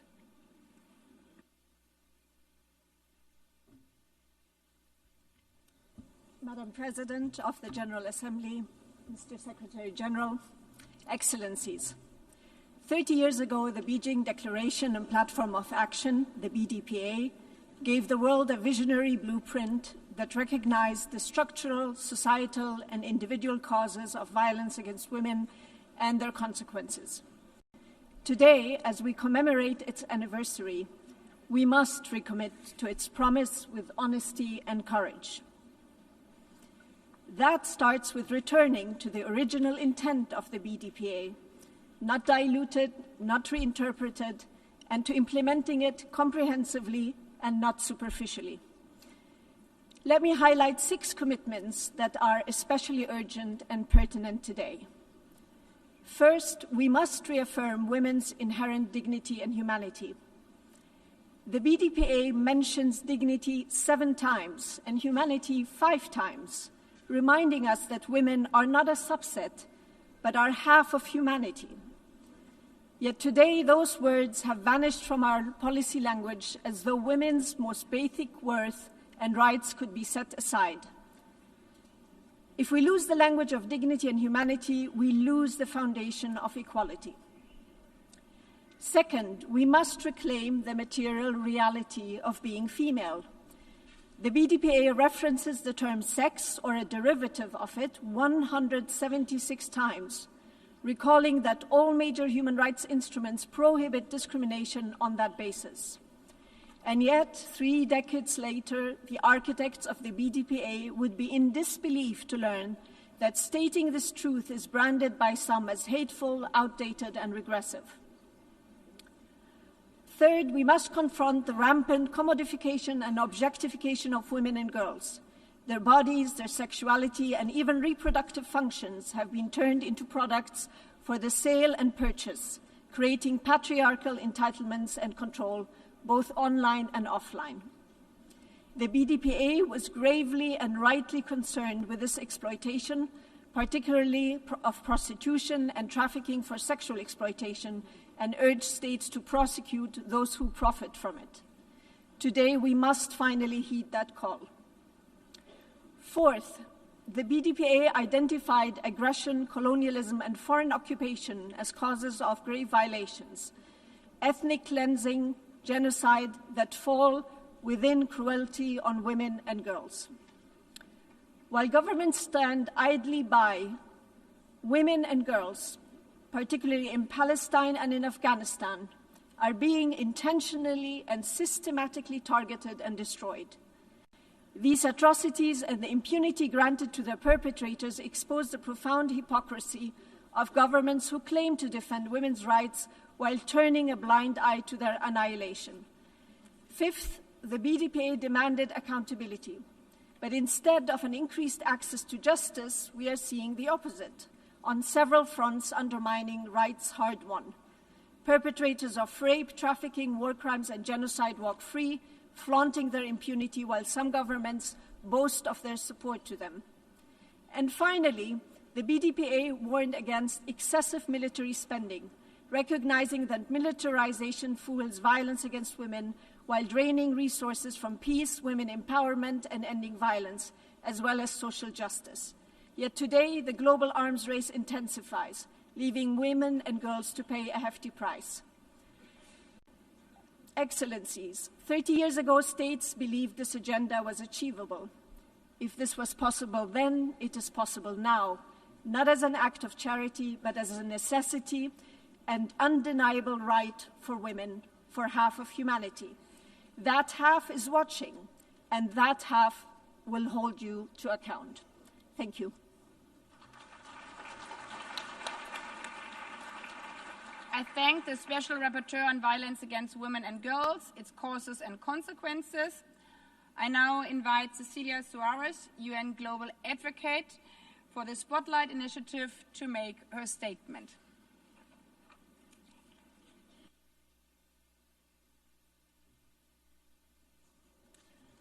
Good morning, Madam President, Secretary General, Excelencias, amigos. Nos reunimos como cada año en este mes para echar la mirada al mundo que hoy habitamos. Un mundo complejo sin duda, entre múltiples conflictos armados, un genocidio en toda regla, una crisis climática cada vez más severa y el imparable avance de la tecnología sin un marco jurídico y claro, así como transparente. Y como cada septiembre, volvemos al tema que nos convoca, la equidad que mujeres y niñas siguen anhelando y demandando a lo largo y ancho de nuestro planeta. Hoy, con una urgencia radical que muestra que una política de omisión significaría para millones de mujeres y niñas en todas las latitudes un retroceso. No es sorpresa para nadie que la inversión global en equidad de género resulte una ficha comodín dentro de los presupuestos globales. Los números así lo demuestran. Tan solo en lo que llevamos en 2025, la lucha por la equidad de género presenta un déficit presupuestario de $420 billones.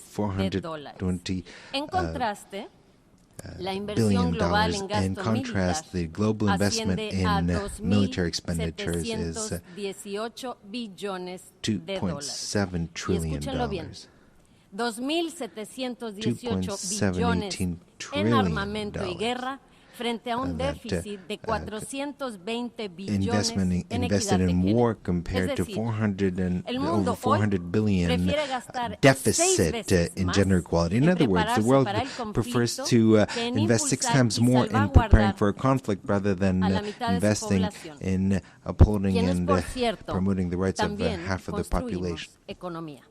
This is how economies are built. So ¿Qué hemos normalizado para creer que tener los medios de destrucción es más importante que garantizar el desarrollo y las oportunidades de mujeres y niñas?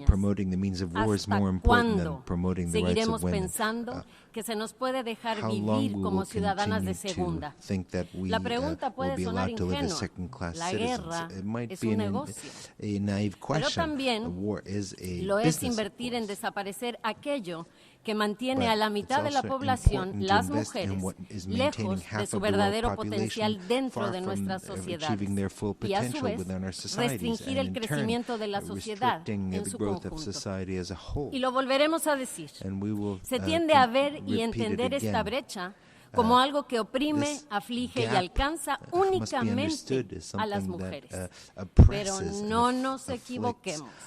Preguntémonos, ¿qué es lo que realmente pierde un hombre cuando es educado y adoctrinado en el aparente privilegio de su masculinidad? ¿Qué es lo que tanto tememos sea visto y reconocido en ellos? La duda, la ternura, su verdadera fragilidad o su capacidad para sentir. Podría también mencionar que el 90% de las organizaciones trabajando en pro de las mujeres han sufrido recortes financieros durísimos este año. La situación es crítica. Por lo mismo, seré muy concreta. Se necesitan recursos, reformas y liderazgo. La iniciativa Spotlight ha demostrado con sus mecanismos, programas y marcos jurídicos que es posible obtener resultados positivos y concretos en esta lucha. Es liderazgo lo que se requiere de quienes hoy están aquí. from those who are un gathered liderazgo here, que impulse reformas leadership y that que con fosters hechos reforms, se and that comprometa a invertir conscientemente fact en la makes it lucha possible por la igualdad. to truly Por invest último, in the fight for a los equality, with escépticos actions rather. les pregunto, And lastly, to ¿de those who are verdad creen skeptical, I will que ask, nuestro paso do you por really este plano de la believe that existencia es tan extenso, tan largo, como para priorizar actos de destrucción frente al camino del avance colectivo donde todas y todos investing in avancemos destruction juntos? instead of investing Piénselo. in efforts that Thank make you. us all progress together. Thank you. I thank Ms. Suarez, and now I invite Ms. Memorio Kachambara, Executive Director of the African Women's Development and Communication Network, to make a statement.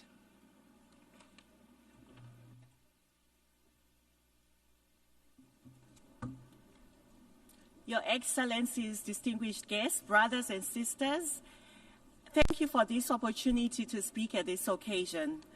I stand before you not as a one voice, but many that carry the breath of African women and girls, from the mountains of Kilimanjaro to the shores of Dakar, the streets of Harare, and the villages of Mali. 30 years ago, the Beijing Declaration, lit a flame. Women and girls danced.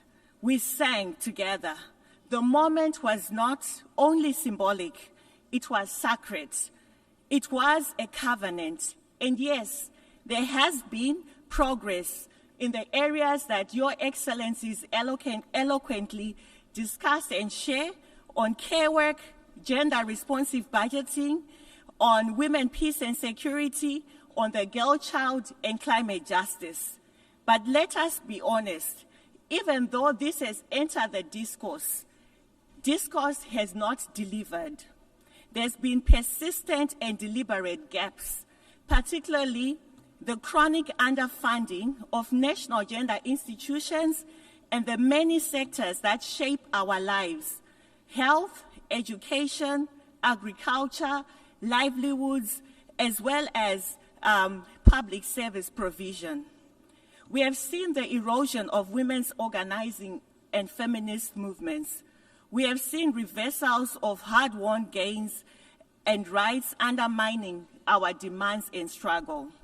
We African women and girls demand bold, transparent, and participatory accountability. We insist on inclusion of women and girls in all their diversity. Civil society is not the enemy of the state. We are co-creators of development. We are guardians of democracy. We are the architects of liberation. The backlash that we face is not just against gender equality. It's against the truth. It is against freedom.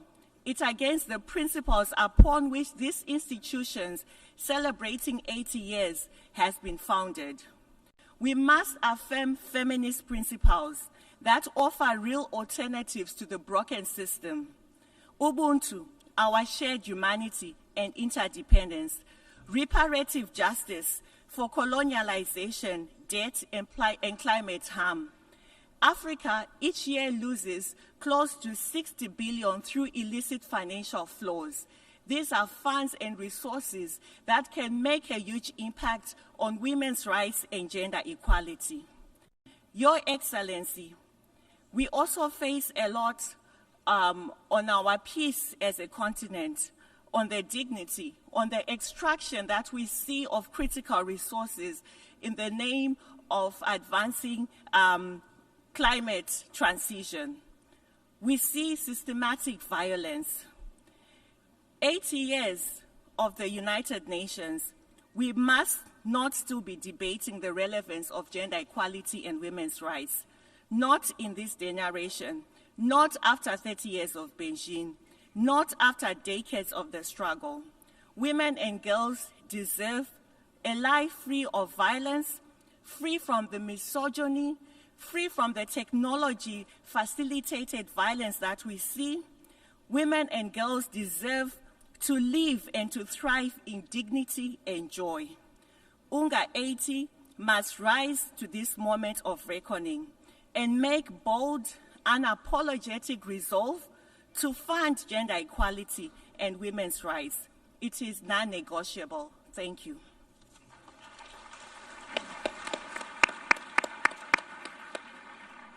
I thank Ms. Kachambara. I now invite Ms. Nadia Murad, Nobel Peace Laureate and founder of Nadia's Initiative, to make her statement.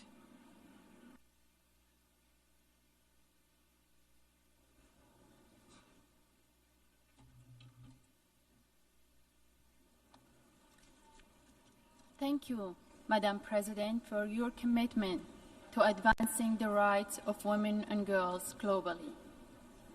Excellencies, ladies and gentlemen, 30 years ago in Beijing, the world declared that women's rights are human rights. Today we gather not only to reflect on that promise, but to ask, are we truly fulfilling it? Progress has been made, more women in parliaments, in classrooms, in leadership. But we're also at a dangerous crossroads. Around the world, democracy is weakening, extremism is rising, and women's rights are under attack. Nowhere is this more visible than in conflict-affected and crisis-affected areas. Millions of women and girls denied the right to education, targeted with sexual violence, or forced into early marriage. Behind these injustices are human lives, mothers, daughters, sisters, and friends, families destroyed, futures stolen. I was once a young woman living in peace until ISIS captured me and countless other women and girls, shattering our lives in unimaginable ways. Hundreds of these women and girls, including my niece, my sister-in-law, and my cousins, are still missing in captivity in Syria. Since my escape, I have met many women who endured unimaginable suffering and whose strength is extraordinary. But strength alone cannot rebuild lives. They need action, they need justice, they need resources. And yet, women's organizations, the lifeline in times of crisis, remain underfunded and excluded. Perpetrators of sexual violence continue to enjoy impunity.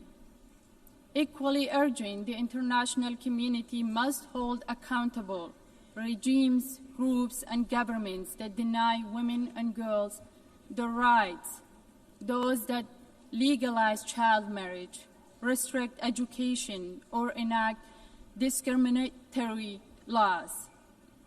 Justice must extend beyond individuals to the system and structures that perpetuate inequality. If we are serious about the Beijing Platform for Action, then we must do three things. Fund the women's organizations on the front lines, guarantee women's full participation in peace and security, hold perpetrators and oppressive systems accountable, because impunity should never be an option. These are not just policies, they are promises we owe it to every woman and girl. Sustainable peace is impossible while half of humanity's population is silenced or targeted with violence. 30 years after Beijing, reflection is not enough. We must accelerate. The next generation of women and girls deserve to inherit no more promises, but the reality of equality, justice, and dignity. Thank you.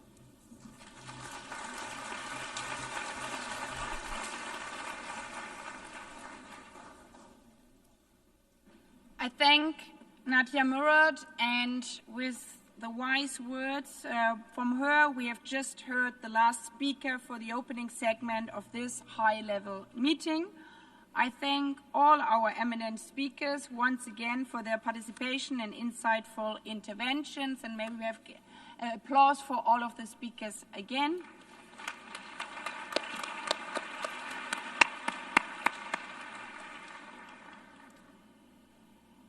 Heads of state and government, ministers, excellencies, distinguished delegates, distinguished participants. We shall now hear statements in the plenary segment in accordance with paragraphs 1 and 3b of General Resolution 79/288. Before giving the floor to the first speaker, I would like to inform delegations that we have a very, very, very long list of inscriptions, which shows the commitments. But in order to enable the high-level meeting to hear from as many delegations as possible in the limited time, all speakers are requested to adhere to the 3-minute time limit for statements in the national capacity and 5 minutes for statements made on behalf of a group of states. Delegations are advised that the limit for time statement will be strictly enforced, and I would like to underline that.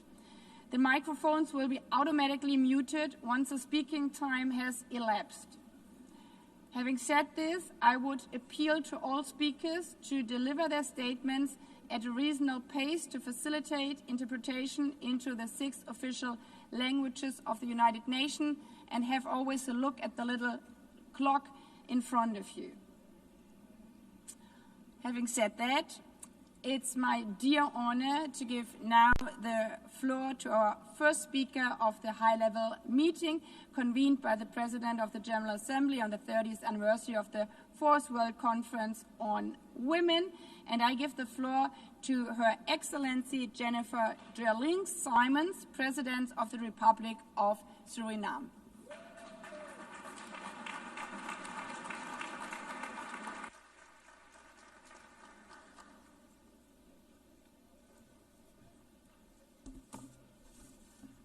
Excellencies, it is with great honor and responsibility that I stand here as the first female President of the Republic of Suriname and also the first member state speaking today as we commemorate the 30th anniversary of the 4th World Conference on Women.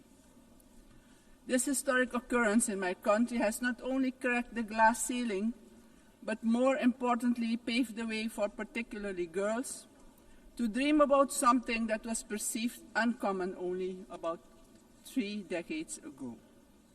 Today, we celebrate the work and advocacy of many pioneers at both political and intergovernmental levels in bringing the cause of women's empowerment and gender equality to the center of the global agenda. Madam President, as I pause to reflect of the role of women in Suriname, I can conclude that women of my country historically have always been on the forefront in the fight for freedom, justice, and economic development.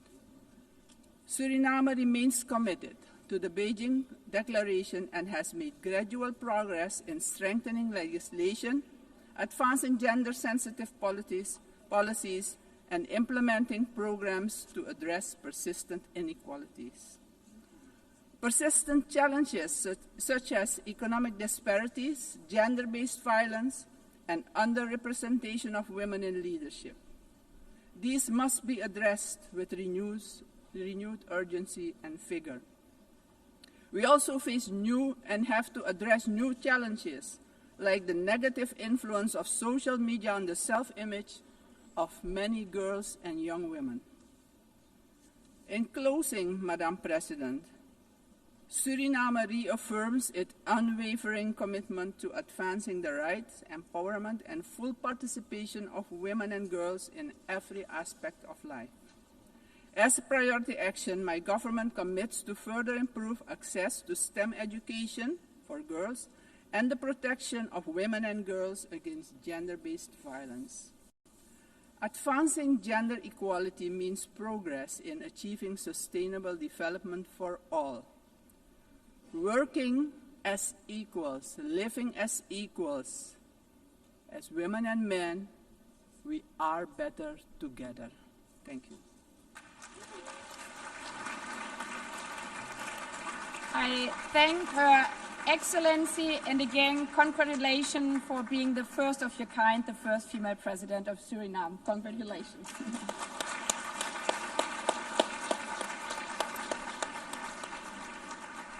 I now give the floor to Her Excellency Karen Keller-Sutter, President of the Swiss Confederation.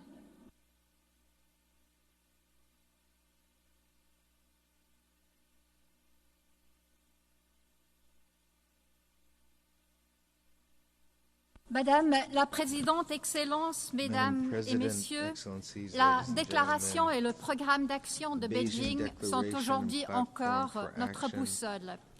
Car l'égalité de genre n'est pas une option, c'est un droit humain universel et un catalyseur de développement économique. Malgré le chemin parcouru, les défis restent importants aussi en Suisse. Avant tout, la violence contre les femmes demeure une réalité inacceptable. Certaines inégalités salariales persistent en particulier parce que les mères ne sont pas pleinement intégrées sur le marché de l'emploi et parce que les femmes sont encore trop peu nombreuses aux postes de décision. 30 ans après Beijing, notre objectif reste intact. La Suisse a pris des mesures concrètes pour mettre en œuvre les droits inscrits dans notre Constitution et dans nos engagements internationaux. Une stratégie nationale pour l'égalité entre les hommes et les femmes adoptée en 2021. Des réformes législatives majeures ont renforcé la protection des victimes de violences de genre, notamment l'adaptation de la définition pénale du viol et l'inscription du stalking dans le code pénal. En novembre prochain, nous lancerons une campagne nationale contre la violence de genre avec un message clair: l'égalité protège contre la violence. À travers sa politique étrangère, la Suisse s'engage pour garantir l'universalité des droits des femmes et l'égalité de genre, en priorité la participation économique et politique des femmes et la lutte contre la violence basée sur le genre.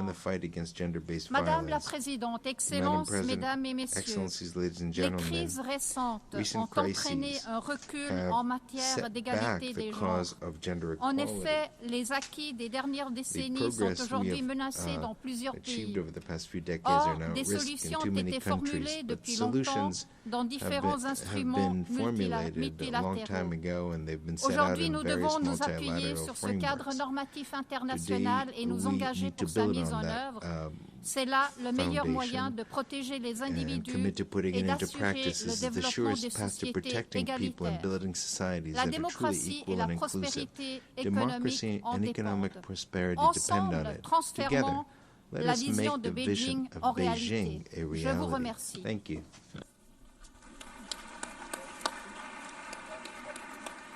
Merci beaucoup. I give the floor now to Her Excellency Netumbo Nandi Naitwa, President of the Republic of Namibia.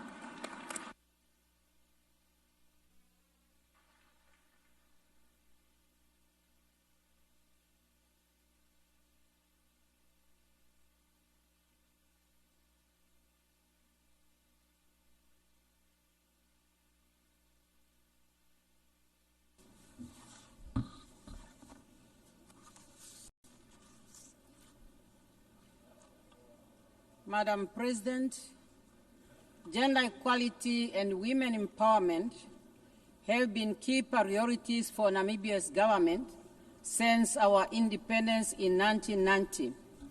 We have shown strong political will through adopting international commitments, including the Beijing Declaration and the Platform of Action, which are domesticated in our national gender policy. 30 years ago in Beijing, we affirmed that women's rights were indeed human rights. Since then, Namibia has always built on the strong foundation of this declaration to draw a strong link on issues related to women and development and access.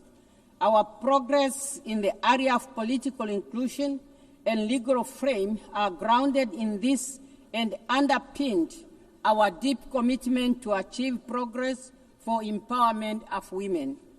As a result of this, Namibia closed 81.1% of its gender gap, ranking 8th globally and first in Africa as per the 2025 World Economic Forum Global Gender Gap reports. As President, I'm happy to highlight our historical milestone. Namibia now has a female President, Vice President, Speaker of the National Assembly, and Secretary General of the SWAPO Party, the ruling party in Namibia. And women hold 57% of the cabinet, including key ministries such as finance, health, education, international relations and trade. Madam President, as we reflect on our progress, we are also aware that our work is far from to be done. There are areas where there is room for improvement, particularly in the area of economics. In our national context, this is mainly in the area of economic inclusion of women in many economic activities such as mining, fishery, oil and gas, particularly rural women who still remain in the margin of the economic activities. Economic challenge persists across the many sectors, so much that we have to do a lot, particularly in the informal sector, to bring women to the par.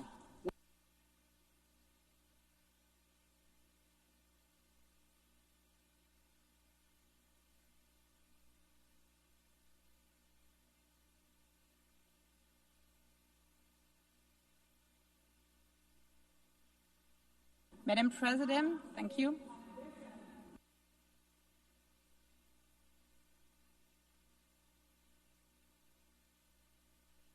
I thank you very much, Madam President. And also congratulations to Namibia. And just in case you hear again, we couldn't find a woman, call the government or the President of Namibia. They could advise you. So the next on the list, I have the honor to give the floor to Her Excellency Dina Ercilia Boluarte Segarra, President of the Republic of Peru.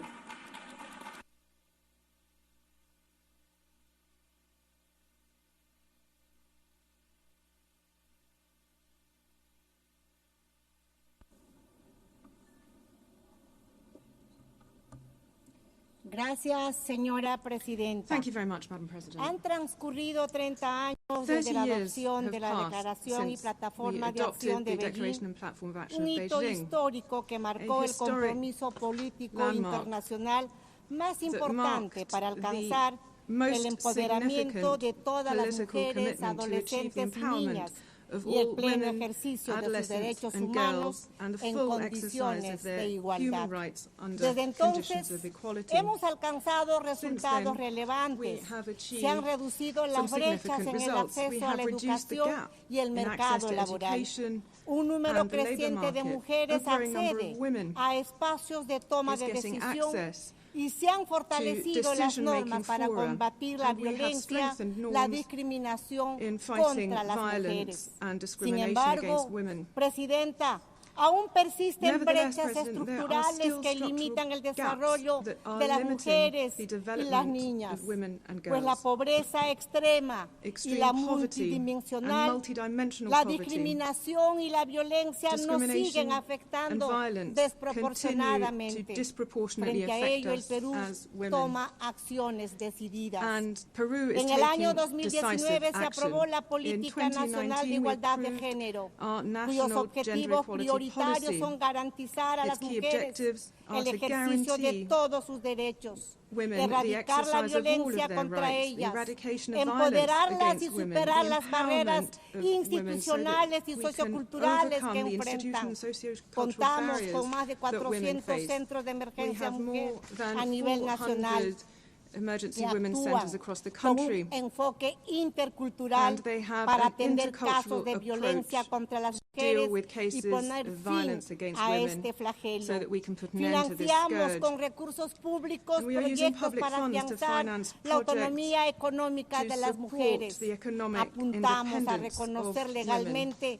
El derecho al cuidado y a crear un sistema nacional de cuidados para garantizar este derecho, así como acreditar y certificar las competencias de las personas cuidadoras, muchas de cuales son mujeres. Trabajamos para garantizar el acceso de las mujeres a una educación de calidad, así como para promover una mayor inclusión laboral e incrementar su participación política en todos los niveles de gobierno. Y con mucho orgullo informo que el matrimonio infantil fue abolido en el año 2023. Señora Presidenta, como la primera mujer presidenta en más de first woman president. The interpreter apologizes. The microphone does not appear to be working.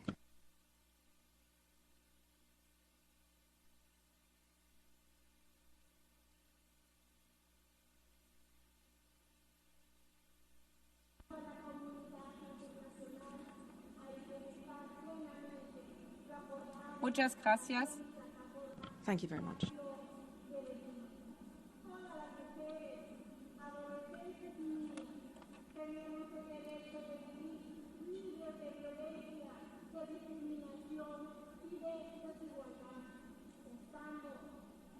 Madam President. Muchas gracias. Muchas gracias, and also to you, congratulations for being the first female president. And may I remind all speakers and maybe also all delegation to look at the script again. I'm very sorry for that one, but we have so many presidents and prime ministers speaking in a row. The next I may introduce is Her Excellency Nataša Pirc-Musar, President of the Republic of Slovenia.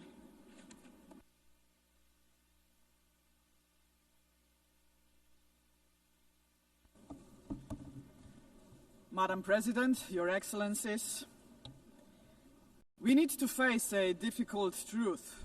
Progress on gender equity has been uneven, and many of our hard-won gains are now at risk.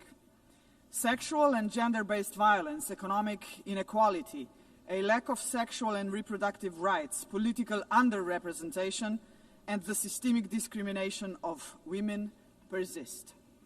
Real change requires making gender equity a genuine priority, including in peace and security. If not now, when? At a time when the world is facing a record number of conflicts. Conflicts that claim a devastating number of civilian lives, as in Gaza, where 2/3 of the victims are women and children. Simply put, the inclusion of women is a guarantee for peace. It is also high time that the UN's leadership reflects the diversity of the people it serves.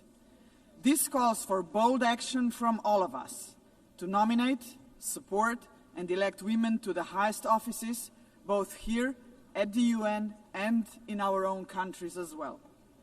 After 80 years, the United Nations must lead by example. We cannot afford to miss yet another chance to appoint the first woman Secretary General, nor we can afford to move forward into a future where still only 6% of General Assembly presidents are women. Let me be clear.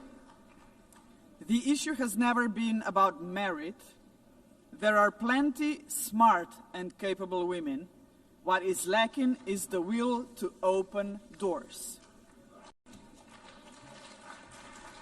Dear all, let us invest in women's leadership and ensure that every girl can live a life of opportunity.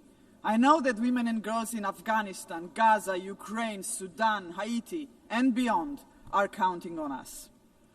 And let me just conclude. My husband is a proud feminist. I am a proud feminist. And I am battling this battle not to say that the men need less. I'm not doing this for that. I just want the girls to have the same opportunities. And we need men to help us. And just to conclude with a couple of numbers, do you know how many presidents we have, female presidents we have in European Union? 2, in Malta and in Slovenia. Do you know how many presidents we have here in United Nations out of 193 members? 16. Those are the numbers. Thank you. And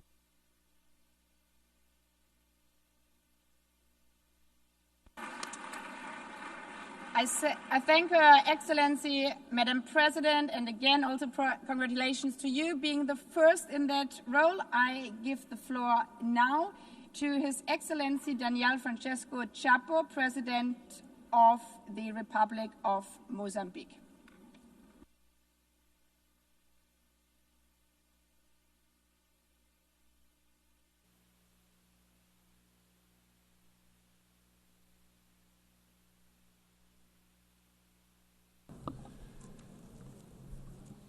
Senhora Presidente da Assembleia Geral, President of the General Assembly, Senhora Secretário-Geral das Nações Unidas, Mr. Secretary General of the United Nations, Your Excellencies, before my intervention, I would like to say that I am here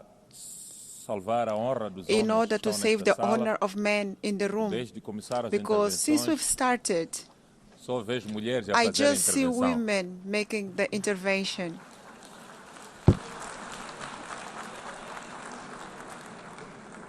For that reason, I would like to say that we need to have men talking about this topic too.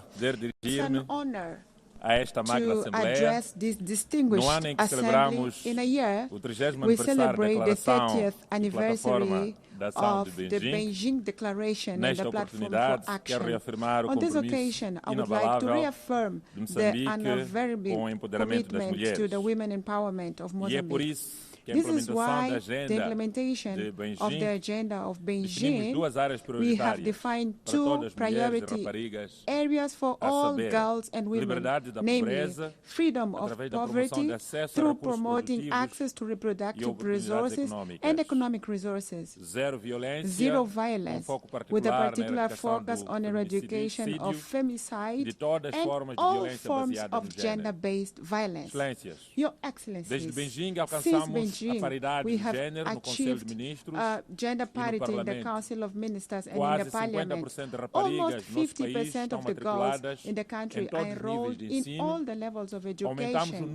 We have increased the number of institutional births from 48% to 65%. We have women in leadership positions in the central organ of sovereignty, like the Prime Minister, the President of the Assembly of the Republic, the President of Constitutional Council, President of Administrative Court, amongst other significant advances achieved in the local leadership. We have also created around 30 integrated centers to fight gender-based violence. We still face a lot of challenges. 44% of the girls are in early unions, 68% were victims of violence, and 27% of girls are still unemployed. Mindful of new frontiers of inequalities that are emerging with artificial intelligence and digital technologies that affect disproportionately the employment of women, Mozambique is integrating into the curriculum and promoting girls' access to science and technology,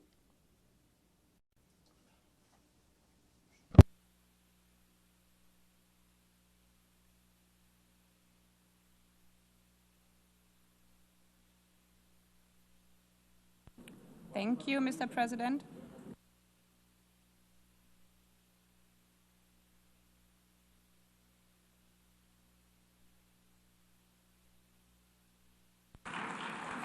Obrigado, and I thank His Excellency, the President of the Republic of Mozambique. I give the floor now to Her Excellency Hilda Hein, President of the Republic of Marshall Islands.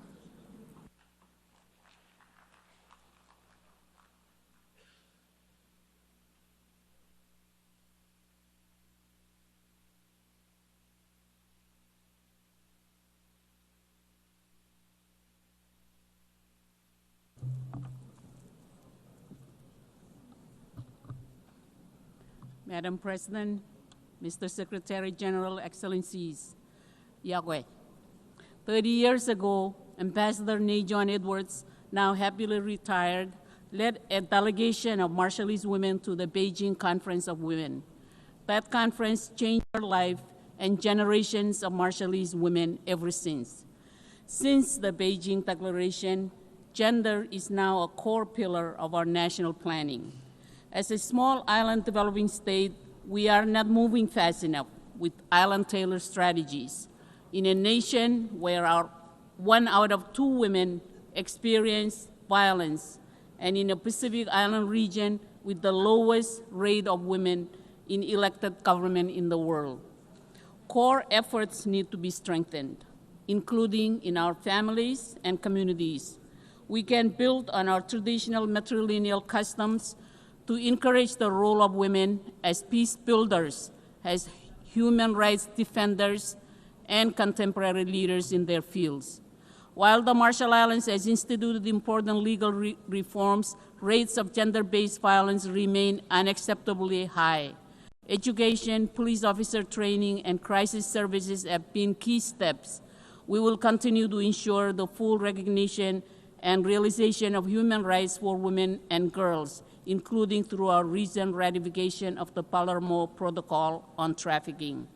The health of women and girls is a key priority and is written in our survival story, where the nuclear legacy has left behind cancers, reproductive health struggles, and the unseen weight of caregiving. We answer this with urgency, expanding maternal care and family planning, and launching mass cervical cancer screening and prevention so that every woman and girls has the chance to live and to lead. Women's economic empowerment is vital to achieving equality. Through the Marshall Islands CAREF Fund, a national financing initiative that supports women's entrepreneurship and access to capital, we are opening pathways to women to drive innovation, recognizing when women prosper, nation prosper. Our national early childhood development framework has forged key progress in direct interventions to provide assistance, nutrition, and care for vulnerable communities, including expectant mothers and mothers of young children.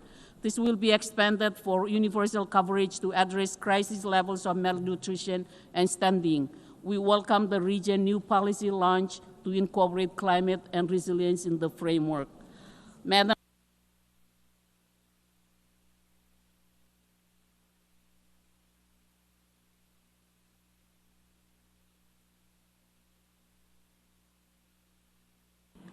I thank you, Madam President.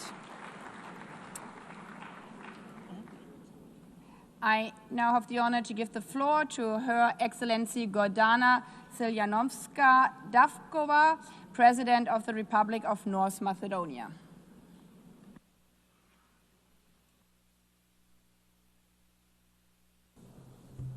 Distinguished Excellencies, ladies and gentlemen, 30 years ago, in Beijing, the nations of the world made a solemn pledge to advance women's rights and human rights, to achieve gender equality, and to empower every woman and girl to live free from violence, discrimination, and limitation. The Beijing Declaration and Platform for Action remain a cornerstone of international law, a living testament that equally for women is both justice and a prerequisite for peace, prosperity, and sustainable development. And yet, 3 decades on, we must admit progress has been uneven, fragile, and too often reversible. Violence against women persists with impunity, femicide desecrates the sanctity of life, and structural barriers still deny women leadership, resources, and decision-making power. These are not abstractions. They would wound families, societies, and generations.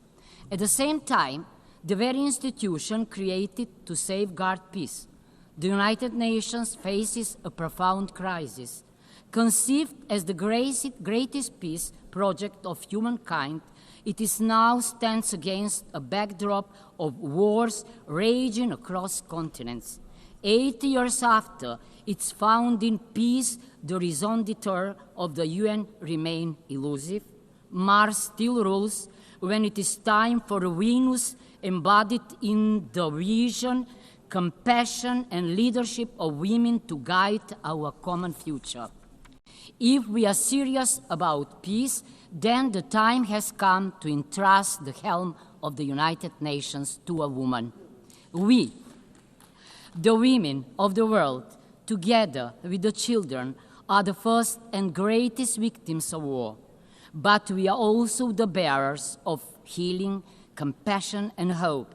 Gender equality is not a feminist privilege. It is a humanist imperative.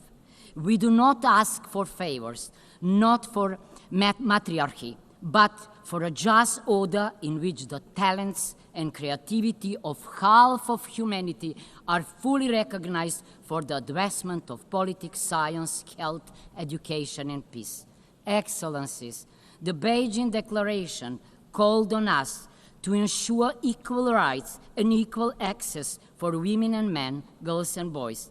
That call remains urgent today. Only together, women and men, do we embody the full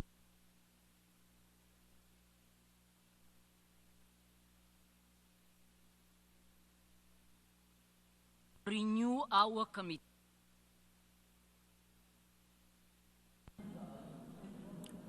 Thank you, Madam President. Thank you. I thank you, Madam President. And now I give the floor to His Excellency Berjam Begay, President of the Republic of Albania.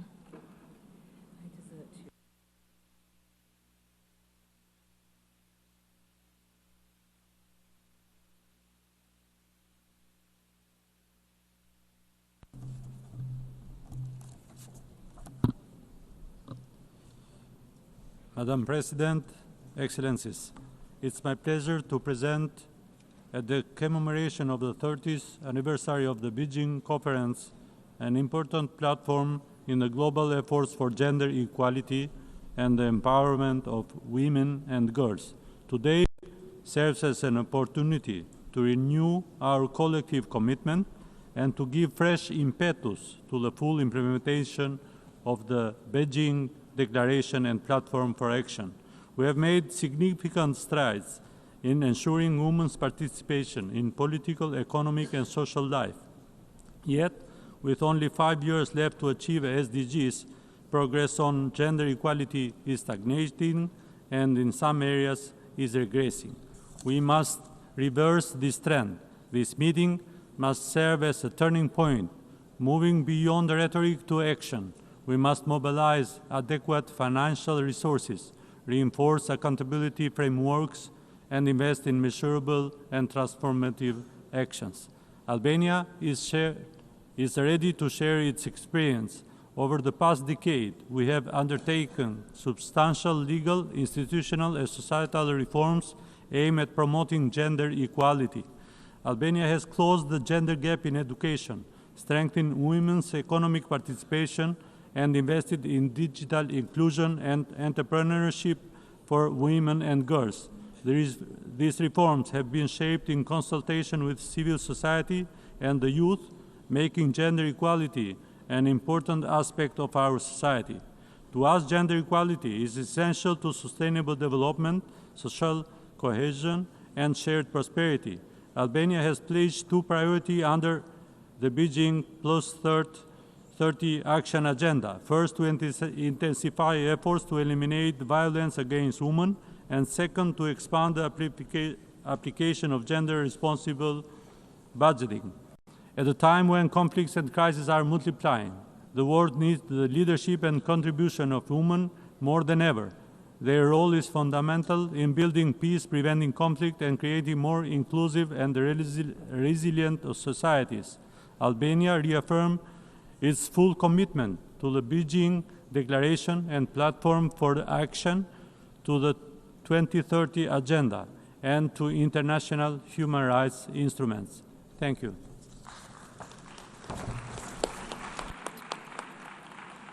I thank His Excellency President of the Republic of Albania. I have the honor to give the floor to His Serene Highness Prince Albert II of Monaco.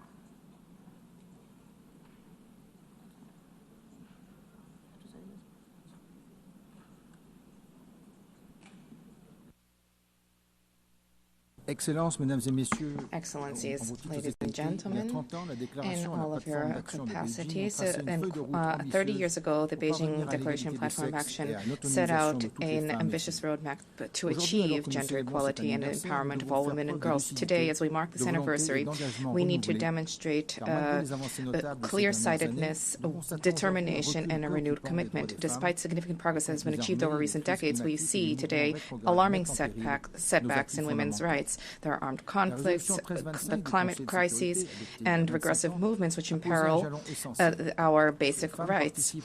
Security Council Resolution 1325 was adopted 25 years ago. It is a key landmark. When women participate in peace processes and are present in the negotiating table, the agreements that are the fruit of these negotiations are more inclusive, and peace is more likely to be attained and to be lasting. As part of our commitment to human rights and the dignity of every person, Monaco has always supported international efforts for advancing gender equality.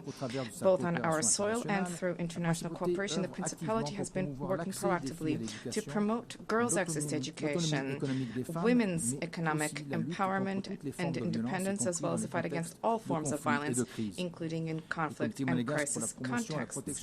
The Monegasque Committee for the Protection and Promotion of Women's Rights was established in 2018. Today, this is the cornerstone for mobilization and awareness at the national level.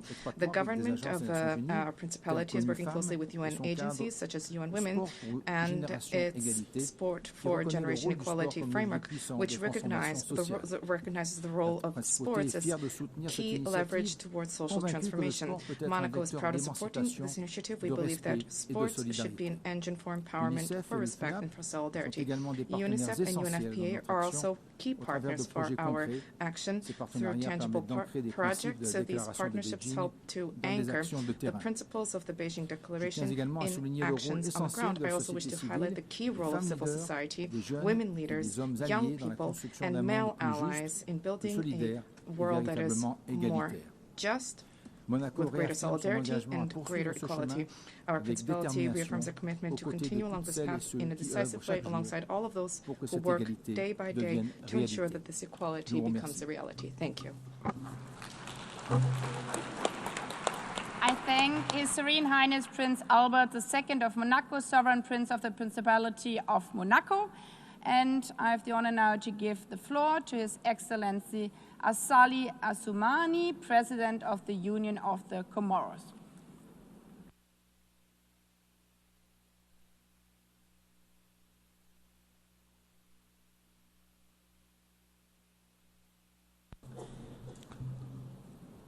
Madame la Présidente de l'Assemblée, Madam President of the General Honorable Assembly, Assistance, Mesdames et Messieurs, Assalamu alaikum wa rahmatullahi wa barakatuh. C'est pour moi un grand honneur, un réel plaisir de prendre la parole en ce moment solennel à l'occasion du 30e anniversaire de la 4e conférence mondiale sur les femmes. Cet anniversaire est l'occasion de dresser un bilan de progrès accomplis depuis la conférence historique de Pékin en 1995, mais aussi de mettre en lumière les réalisations, les meilleures pratiques, ainsi que les défis persistants dans la promotion de l'égalité des genres à travers le monde. Fidèle à ses engagements internationaux et régionaux, l'Inde des Comores a ratifié plusieurs instruments juridiques pertinents pour la protection et la promotion des droits des femmes, notamment la Convention sur l'élimination de toutes les formes de discrimination à l'égard des femmes. Et durant la présidence comorienne de l'Union africaine, During j'ai eu l'honneur de porter le flambeau de cette cause essentielle. C'est dans ce cadre que, le 30 octobre 2023, notre pays a organisé la troisième conférence de consultation des femmes leaders africaines sur les thèmes stimuler l'engagement en faveur de l'autonomisation économique des femmes et mettre fin à la violence à l'égard des femmes et des filles. Sur le plan national, la Constitution comorienne a toujours garanti les droits des femmes en les protégeant contre la violence, l'exploitation, l'abandon et contre toutes sortes de violences. De nombreuses réformes législatives et institutionnelles ont été adoptées, parmi lesquelles le nouveau code pénal intégrant les dispositions pour la protection des femmes et des enfants. Et plus récemment, en 2024, la création des ministères dédiés à la promotion des genres, à la solidarité et à l'information, à laquelle il y a une femme qui m'a donné l'autorisation de venir parler aujourd'hui. Le gouvernement comorien a mis en place une politique nationale d'égalité du genre et développé des mécanismes de prise en charge médicale, juridique et psychologique pour les victimes de violences basées sur le genre. Une réinsertion scolaire et professionnelle est également proposée aux filles mères victimes de violences. La création d'Africa Women Leaders, network, réseau des femmes leaders africains et d'une plateforme pour le leadership féminin, l'implication active des autorités locales et communautaires et des leaders religieux. Depuis mon accession à la magistrature suprême, j'ai placé la participation des femmes aux instances de décision politique au cœur de nos priorités. Aujourd'hui, les femmes occupent des responsabilités, notamment au sein du gouvernement, du Parlement, des institutions juridiques et judiciaires, legal and judicial institutions, and other areas. The interpreter apologizes. The speaker's microphone has been cut off.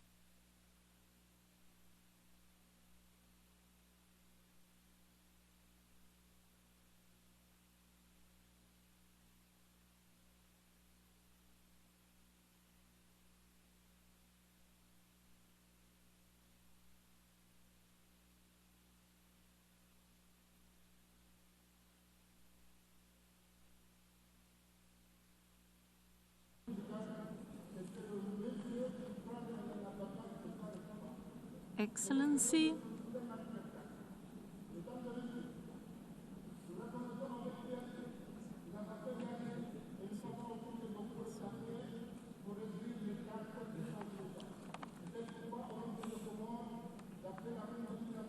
Excellency,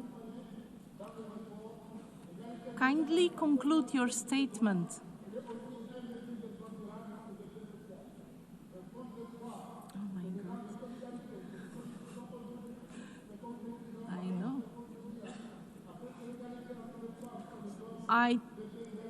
I thank His Excellency, the President of the Union of Comoros, and I now give the floor to His Excellency Bassirou Diomaye Diakhar Faye, President of the Republic of Senegal.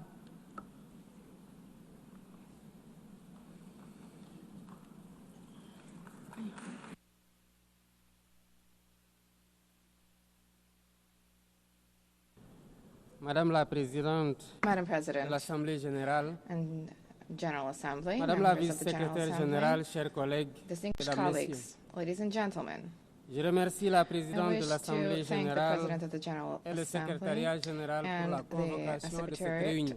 the Secretary General for the Nous invitation sommes là pour rappeler, to participate in this meeting. We wish to pour appeler à recall la the poursuite following. de l'action, À la pursuant to a call for mobilisation des action ressources and mobilization afin for d'accélérer resources la in order marche to accelerate pour l'égalité parfaite des progress sexes et towards l'autonomisation full de gender toutes les equality and femmes empowerment of et de all toutes les filles. women and girls. Le programme d'action de The Beijing a Beijing été Program of un Action tournant has dans been la a prise de turning conscience point when it comes to sur awareness about the l'obligation d'être plus obligation juste to vis-à-vis have de greater toutes les femmes. justice vis-à-vis all women.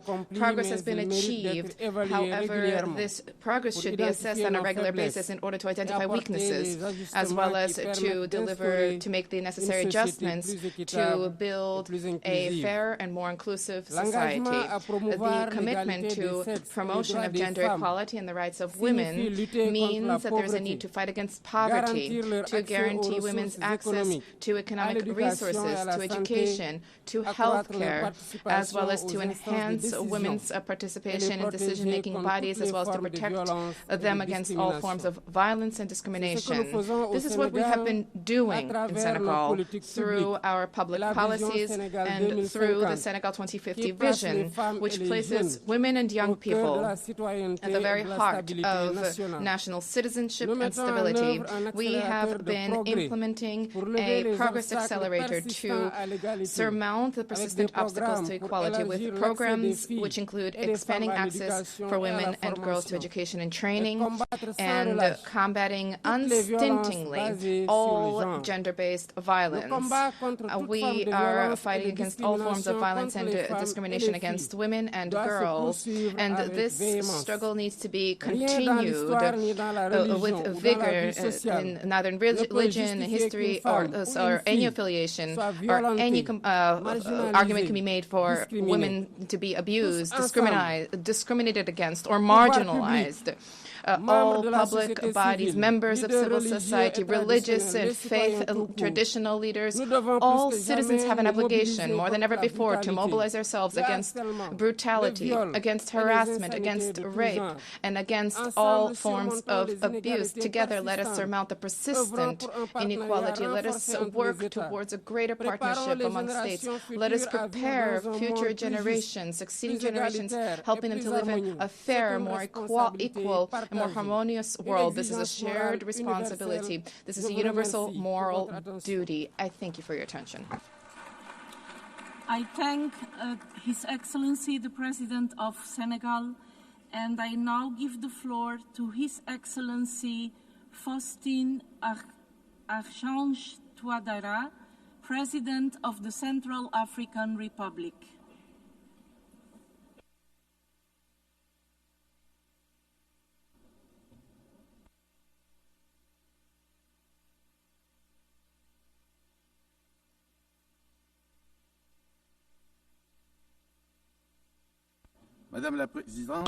Madam President, Excellencies, ladies and gentlemen, I am honored to take the floor at this high-level meeting that marks a pivotal moment for equality between men and women 30 years following the Beijing Declaration Programme of Action. The Central African Republic has placed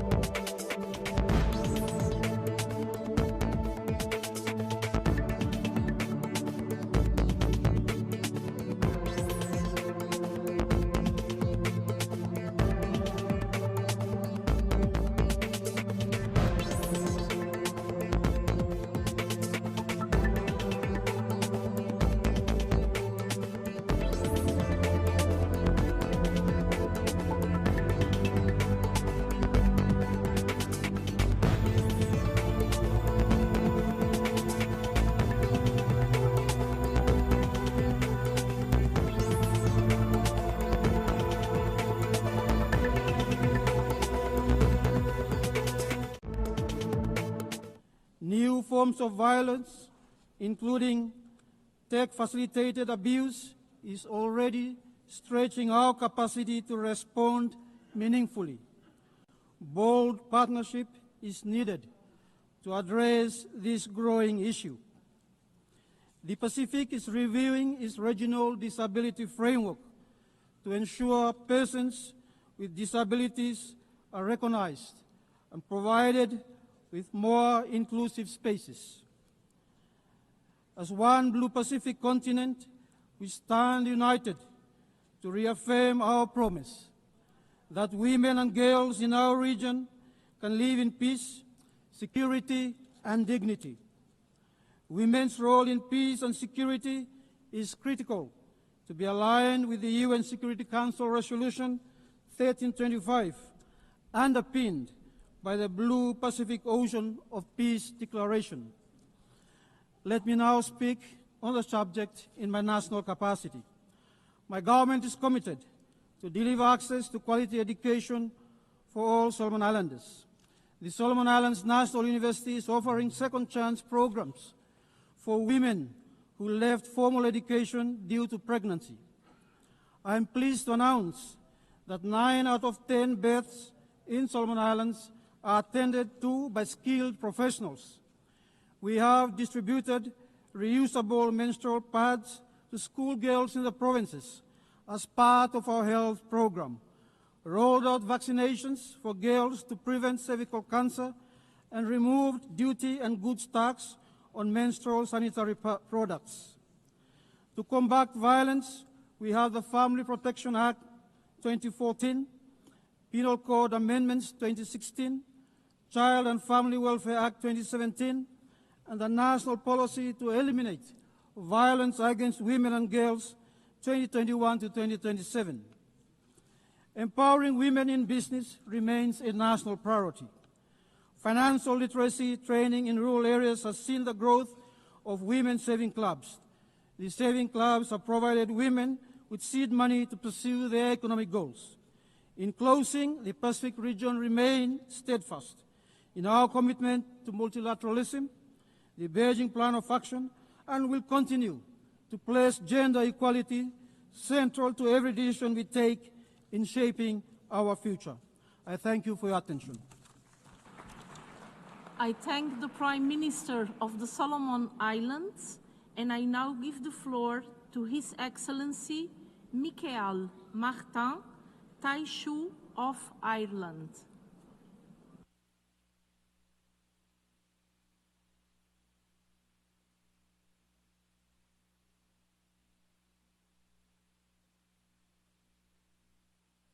Chair, 30 years on from the landmark agreement of the Beijing Declaration and Platform for Action, we can acknowledge that the Platform for Action has enabled a great deal of progress in many countries across the globe.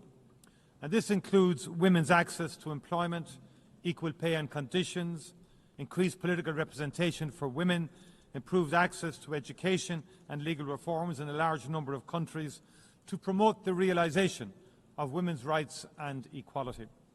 Although this progress has been steady, it has not been linear or equal, and large implementation gaps remain. While there has been immense positive change, I'm also acutely aware of the contexts in which women and girls' rights have regressed. I would like to highlight here the situation of Afghan women and girls who are enduring an unparalleled system of oppression and discrimination. Ireland considers the attainment of gender equality, equal rights for women and girls, sexual and reproductive health rights as fundamental to a more equal, peaceful and sustainable world. As a result, these are policy priorities across our development and human rights work. When Ireland co-facilitated the negotiations on the 2030 agenda, we played a critical role in ensuring consensus for a standalone goal on gender equality, SDG 5, and for the integration of gender equality across all the SDGs.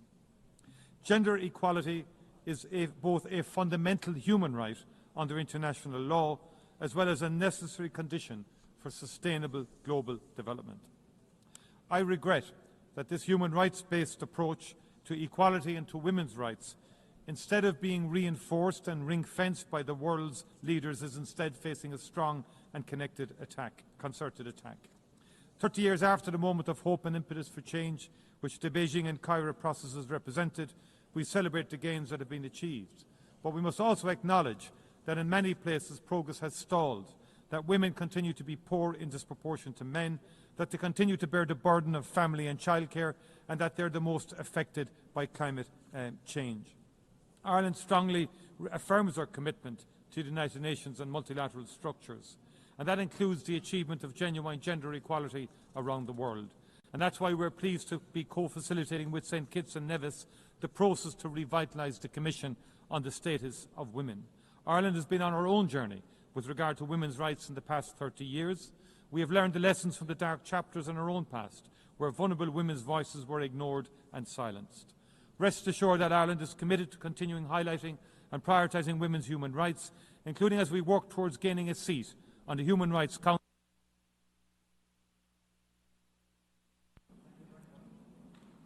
I thank the Taishu of Ireland, and I now give the floor to His Excellency Sitiveni Ligamamada Rabuka, Prime Minister of the Republic of Fiji.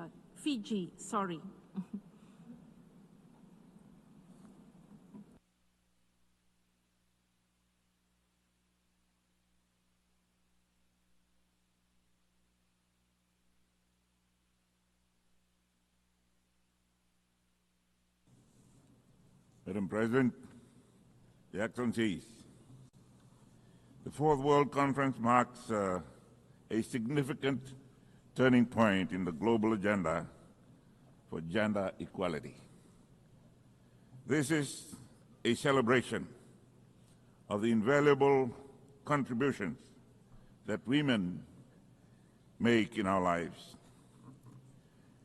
With high toll of social crimes, violence and discrimination, the values of respect, gender equality, and women's empowerment must be embodied in societies, in our homes, and in our workplaces. This is the avenue to which their grievances, most of which go unnoticed, are amplified, and it must begin with us as leaders, the political will and accountability to ensure that women are treated with respect and honor. Women comprise more than half the world's population. Therefore, the promise of empowerment and equality should not be a debate. Their role is unparalleled in these unprecedented times. They hold the fort in times of peace and conflict, in times of drought and downpour. Our objectives for the advancement of women focus on key areas of poverty, education, health, capacity building, violence against women, women in armed conflict, women and the economy, women in power and decision-making, human rights of women, women in the media, women and environment, and the right and the girl child. Fiji is making progress on its commitment to inclusive environment ensuring gender equality through family law reforms, adopting such laws as the Fiji Domestic Violence Act of 2009, the Child Welfare Act of 2010, and the Employment Relations Act, as well as other national regulations addressing violence against women, child protection, and employment rights. Fiji's current legal and institutional framework provide adequate protection for women and girls, enabling the government, institutions, and authorities to address discrimination and hold perpetrators accountable. Fiji aims to ensure that gender equality is institutionalized within government structures.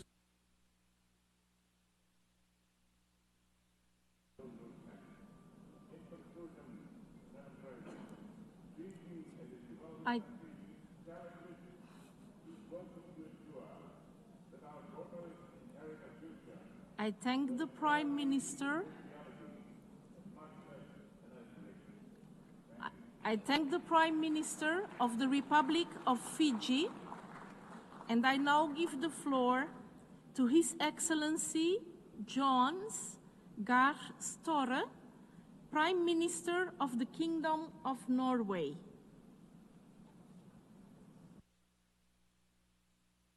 Thank you, Madam Chair. 30 years ago, thousands met in Beijing with a shared vision, a world where women and girls could live free from inequality, discrimination and violence.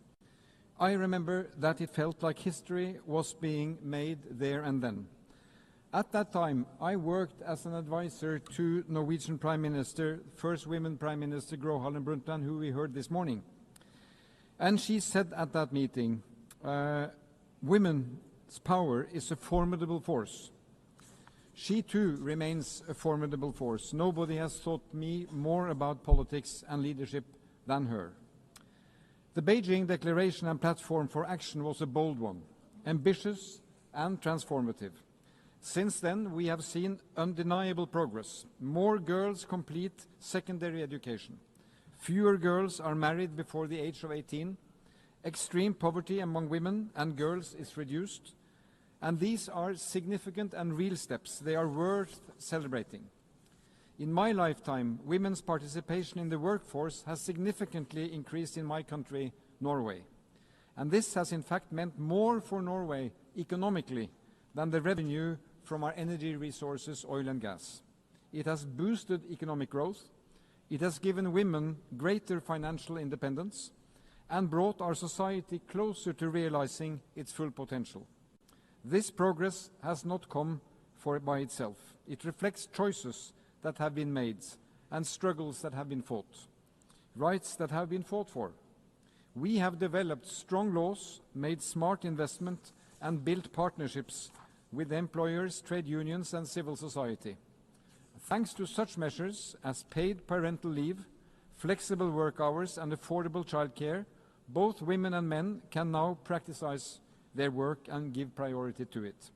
And let me give you another illustrating example. In Norway, women now account for roughly 1/3 of those completing military service, up from just about 10% a decade ago. So progress is possible. But friends, despite this progress, we face serious challenges. We are witnessing a growing coordinated backlash against women's rights and girls' rights, against human rights, and especially against sexual and reproductive health and rights and the rights of LGBTQ+ persons. These attacks threaten the hard-won progress we have made. It's everyone's loss because investing in gender equality makes society better. Norway will continue to partner with the UN and civil society around the globe to ensure that women and girls have the right to decide over their own bodies. And we will continue to call on governments to close the gender pay gap, strengthen economic independence, and defend rights under that threat. So let's honor. I thank the Prime Minister of the Kingdom of Norway and now give the floor to His Excellency Feleti Penitala Teo, Prime Minister of Tuvalu.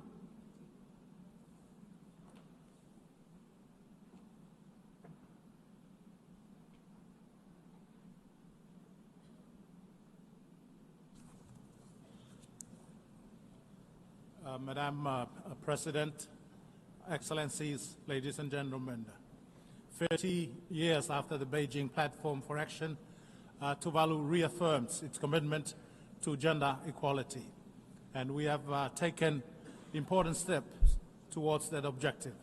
Our Constitution now prohibits discrimination based on sex, embedding gender equality in our highest law.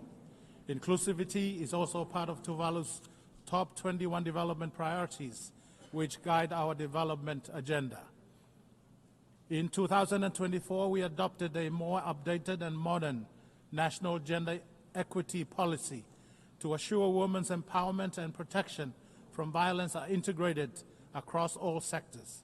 In education, Tuvalu girls now perform better than their boys' counterparts and stay in school longer. women are increasingly present in the public service and civil society, taking leadership roles that shape policies and communities. And our Parliament is considering how to improve laws so that gender equality is not just words, but a lived reality for Tuvaluan women and girls. But challenges remain stark. In Tuvalu, 1 in 2 women continue to experience intimate partner violence. Employment opportunities for women are limited, and too often economic insecurity perpetuates inequality.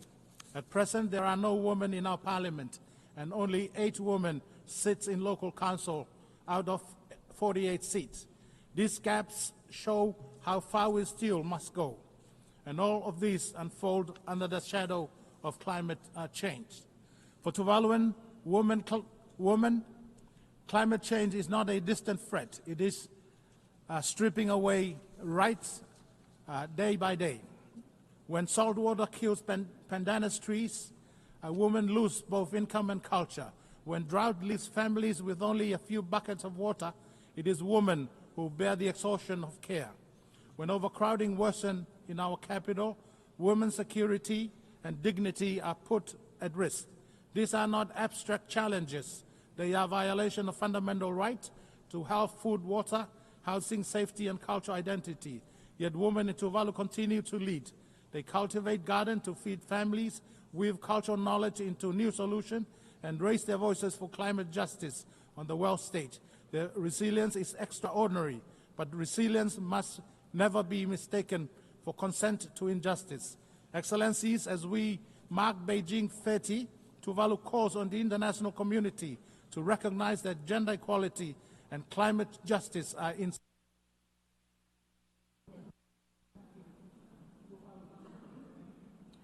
I thank the Prime Minister of Tuvalu and now give the floor to His Excellency Gaston Brown, Prime Minister of Antigua and Barbuda.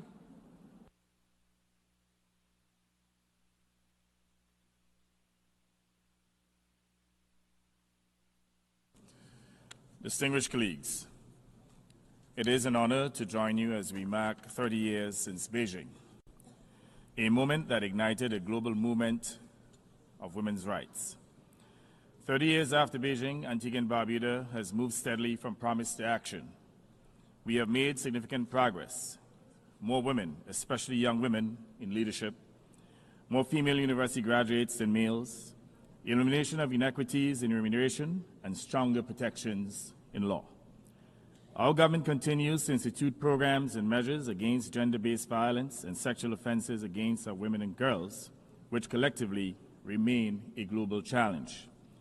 Gender equity is not only a matter of rights, it is essential for justice, development, and sustainability of families and communities. No nation can reach its full potential when half of its people are held back. Our responsibility is clear: to recommit to Beijing's promises by ensuring equal pay for equal work, protecting women from violence, investing in health and education, and opening doors to leadership. For small states like mine, empowering women is critical to survival and sustainability, because women are at the heart of family, community, economy, and resilience in the face of climate change. Excellencies, the Beijing Declaration is not a relic of the past. It's a living promise.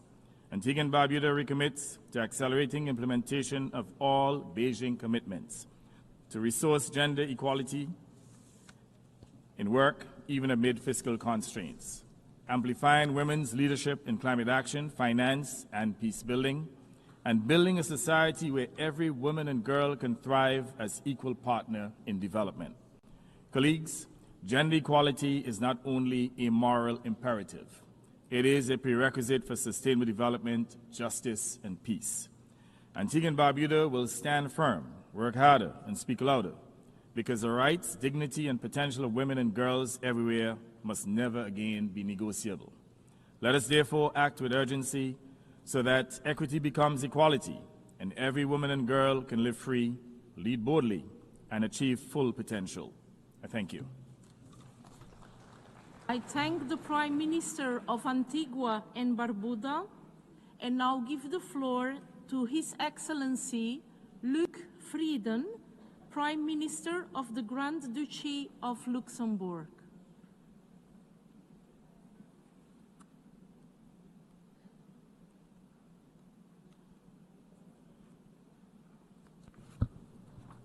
Madam President, ladies and gentlemen, as we gather for the 80th session of the United Nations General Assembly, we stand at a crossroads, an opportunity to renew our commitments and responsibility to act more boldly than ever on gender equality. Luxembourg aligns wholeheartedly with UN Women's unifying message of urgency, hope, and possibility to advance the Beijing +30 action agenda. My government remains highly committed to foster gender equality and diversity on all levels of society. This year, Luxembourg is renewing several strategic partnerships with UN agencies, providing flexible multi-annual funding to support transformative action. Among these is its strengthened collaboration with UN Women, to whom Luxembourg is doubling its contribution, recognizing that a well-resourced and empowered UN Women is one of the most effective ways to support gender equality and advance the empowerment of women. We recently renewed our Women, Peace and Security Plan to ensure women shape peace, not just survive conflict. Nationally, we prioritize women's economic empowerment, leadership, and protection from domestic violence. I am proud that Luxembourg is celebrated as having one of the lowest gender pay gaps among EU countries. My government has recently adopted 3 national action plans, among which one on equality between women and men, another one on gender-based violence.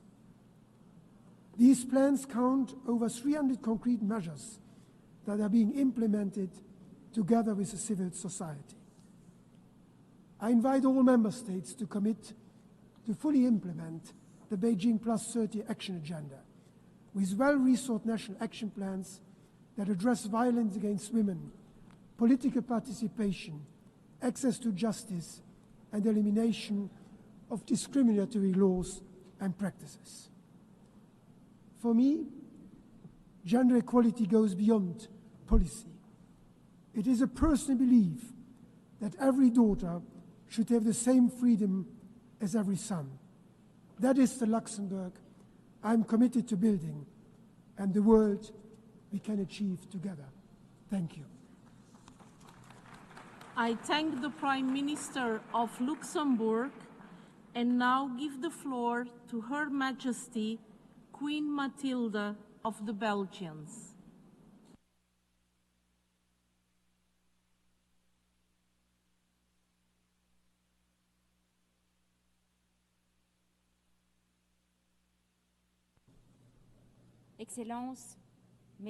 Excellencies, ladies and gentlemen, 30 years ago, we adopted a commitment to undertake robust measures for the advancement of the rights of women and girls. Progress has been achieved in this regard. However, it behooves us to acknowledge the fact that no country has fully achieved gender equality. On the contrary, what we have observed are alarming setbacks on matters related to equality and a proliferating crisis which are affecting the rights of women and girls. There is a clear risk that in these difficult, troubled times, the question of equality for all will be cast aside and possibly even deliberately removed from the agenda. For this reason, Belgium cannot allow for progress which has been achieved over the past 3 decades. For this progress to evaporate, we remain fully committed to the Beijing Declaration and Platform for Action, as well as to Agenda 2030. I wish to take this opportunity to highlight 2 key aspects of particular importance to Belgium. First and foremost, equal participation of women in decision-making. It has been recognized for a long time that women's participation is a prerequisite for the achievement of sustainable and effective and efficient solutions. Security Council Resolution 1325 recognizes thus the importance of the involvement of women in all peace processes and reconciliation efforts. The goal is clear. The meaningful and equal participation is critical. This requires tangible actions to be undertaken to eliminate structural obstacles, discriminatory laws, and the norms which perpetuate stereotypes. Another key objective is as follows. There's a need to combat violence against women and girls.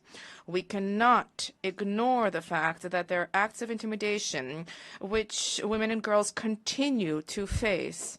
Unfortunately, we see that sexual violence is far too frequently leveraged as a weapon of war in conflict zones. There, too, the goal is clear: zero violence, zero tolerance.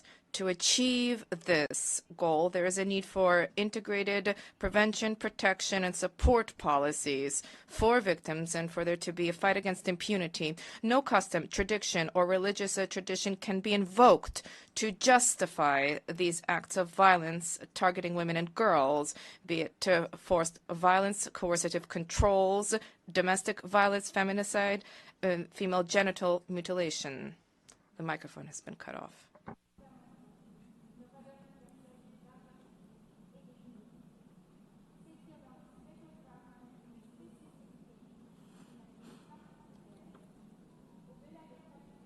I thank Her Majesty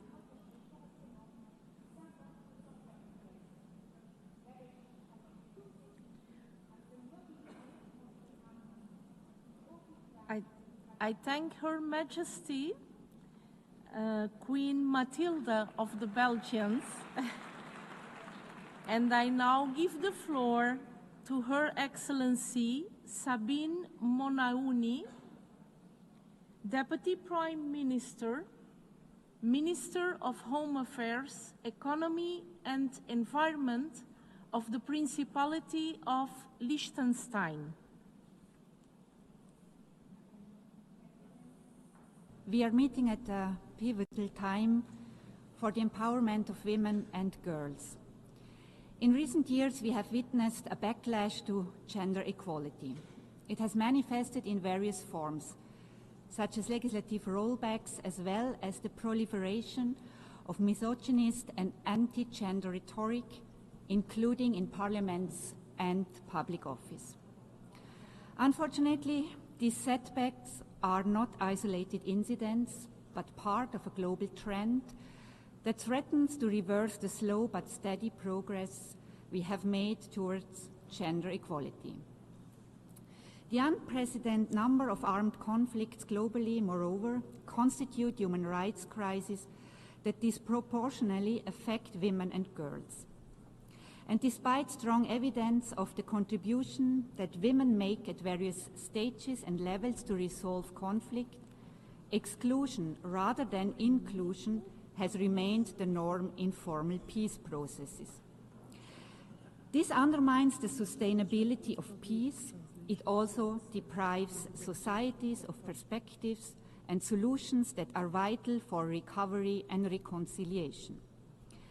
The anniversary of Beijing, as well as the upcoming 25th anniversary of the Women, Peace and Security Agenda, are stark reminders that we still have a very long way ahead of us to achieve gender equality and ensure the full, equal and meaningful participation of women in all aspects of peace and security. Madam President, ending gender-based violence is one of the 6 key actions of the Beijing Platform for Action, and rightfully so. The large majority of member states has legislation in place to end violence against women and girls. But women continue being disproportionately affected by domestic and intimate partner violence. Across their lifetime, 1 in 3 women are subject to physical or sexual violence globally. As a committed state party to the Council of Europe Convention on Violence Against Women, also known as the Istanbul Convention, Liechtenstein has set up a coordination group that allows for regular exchanges with civil society and professionals from relevant authorities and NGOs on how to further improve our legislative and policy framework to end gender-based violence. I invite all of you who have not yet done so to ratify this key instrument, which is complementary to relevant UN treaties and resolutions. Thank you.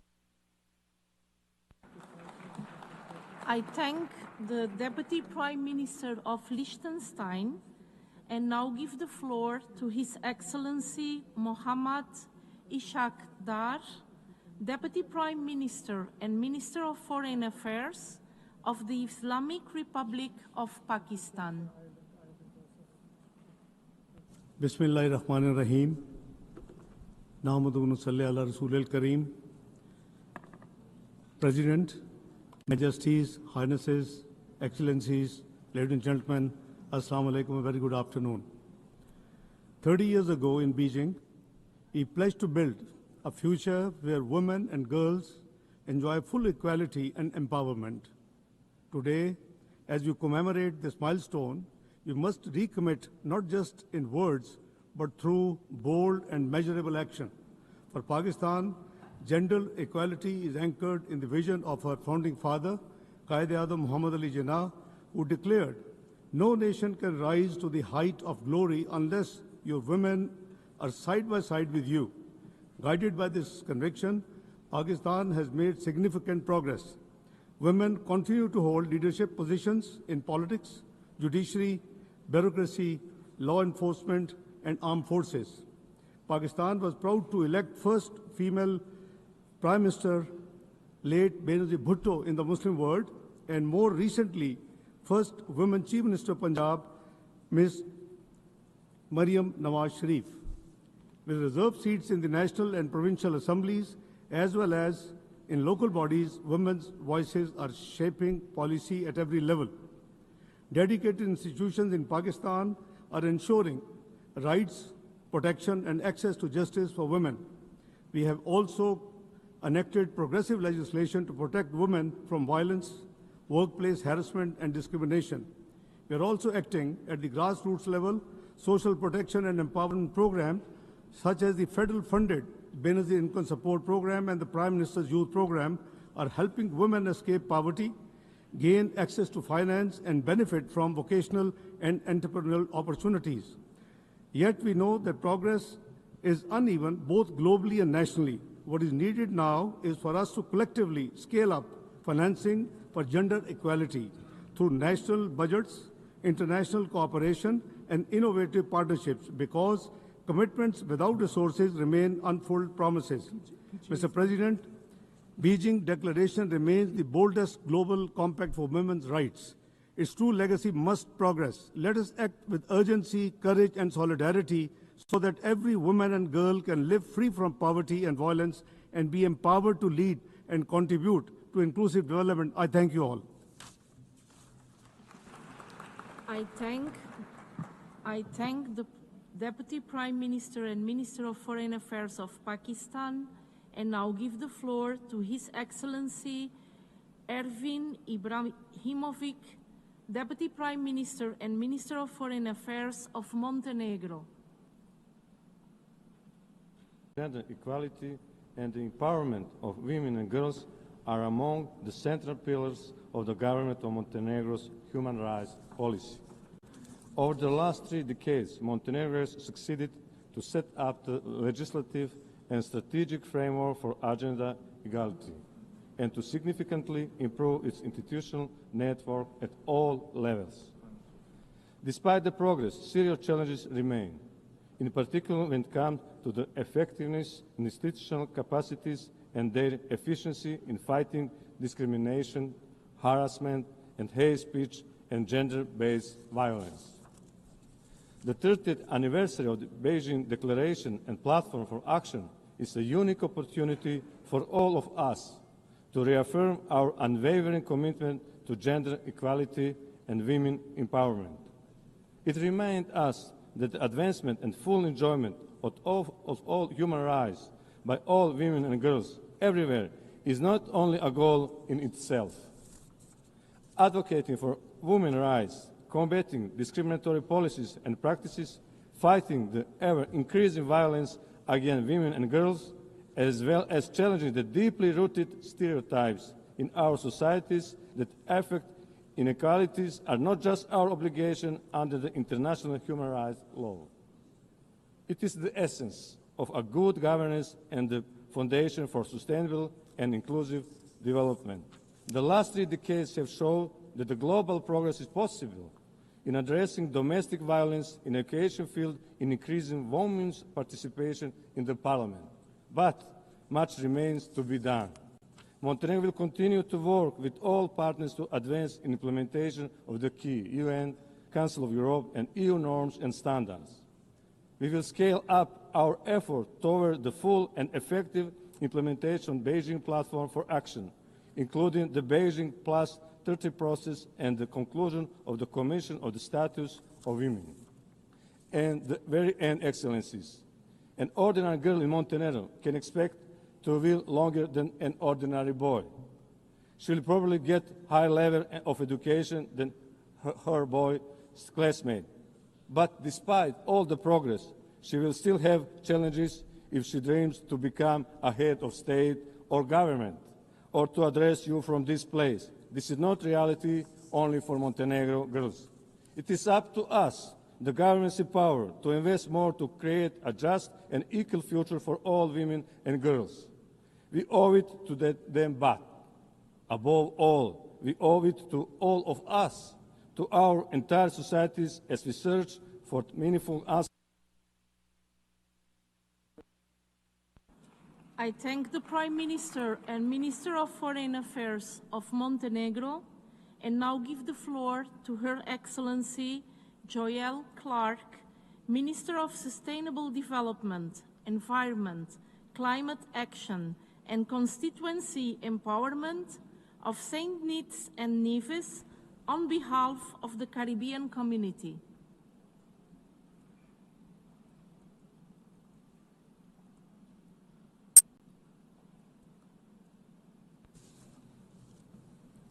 Mr. President, Excellencies, distinguished delegates, St. Kitts and Nevis has the honor to deliver this statement on behalf of the Caribbean community, CARICOM.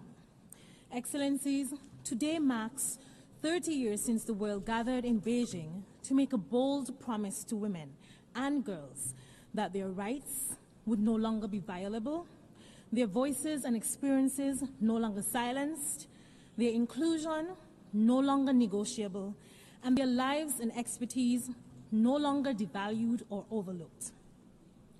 The declaration signaled the international community's political will to serve and honor an undeniable requirement of sustainable development, gender parity. However, 30 years later, if we appraise the delivered outcomes of our actions, we would find clear signs of regression, promises reneged, actions unfulfilled, and the spirit of the declaration underserved.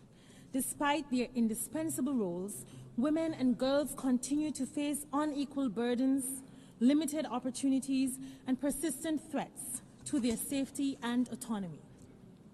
They are often relegated to the informal sector, underrepresented in political leadership, and disproportionately affected by poverty, climate change, and gender-based violence, realities that are escalated by the climate crisis. Notwithstanding, women and girls, especially in the Caribbean and across small island developing states, remain the fulcrum of our societies. Their stewardship and contributions are the axis which families, communities, and indeed nations turn. Acknowledging this, CARICOM reaffirms its commitment to the full implementation and acceleration of the Beijing Declaration and Platform for Action, the Convention on the Elimination of All Forms of Discrimination against Women, and all other frameworks geared towards the realization of gender equality. We must look at the numbers and decode the pictures that the data paints. It is estimated that by 2030, around 8.1% of women and girls will live in extreme poverty. Only 28% of women across the world serve as ministers of environment. Women only hold 26.9% of parliamentary seats worldwide. Globally, the wage gap persists, with women still earning 20% less than men for work of equal value. Women enjoy only 64% of rights that men do. Sobering realities. In the Caribbean community, we strive for political culture that prioritizes women in decision-making and leadership, evidenced by our 3 democratically elected female heads of government who we commend and celebrate, but we acknowledge that we still have far to go. Noting this, last Friday, St. Kitts and Nevis, through our co-leadership with Ireland, facilitated the passage of the resolution on the revitalization on the Commission of the Status of Women, a renewed commitment to women and girls. Translating intention into action can only be sustained with legislative and policy-backed reformations. As such, our region remains steadfast in the cultivation of gender-responsive policies and legislation and the review of outdated laws that perpetuate discrimination. Excellencies, we must recognize that equality has to be budgeted for and planned for, especially for SIDS with limited fiscal space. CARICOM calls for increased accessible international financing that incorporates the needs of women, for gender-responsive climate action that acknowledges the pivotal role of women and girls in leading the charge against climate change. And we emphasize the need for a paradigm shift in our educational sectors and digital systems in alignment with the needs of women and girls. In closing, CARICOM recommits its policy towards gender empowerment, resourcing through gender-sensitive climate financing, and accelerating the full force of political will. Another 30 years should not greet us speaking of potential and possibilities. Let us make good on our shared ambition to leave no one behind. I thank the Minister of St. Kitts and Nevis and now give the floor to Her Excellency Nemat Neme Aoun, First Lady of Lebanon and President of the National Commission for Lebanese Women.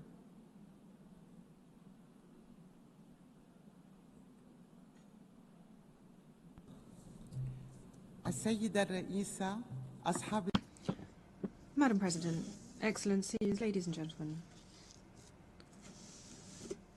I am honoured to be here with you representing Lebanon as we commemorate the 30th anniversary of the Beijing Declaration and Programme of Action. This is the cornerstone of our action to support gender equality and the empowerment of women.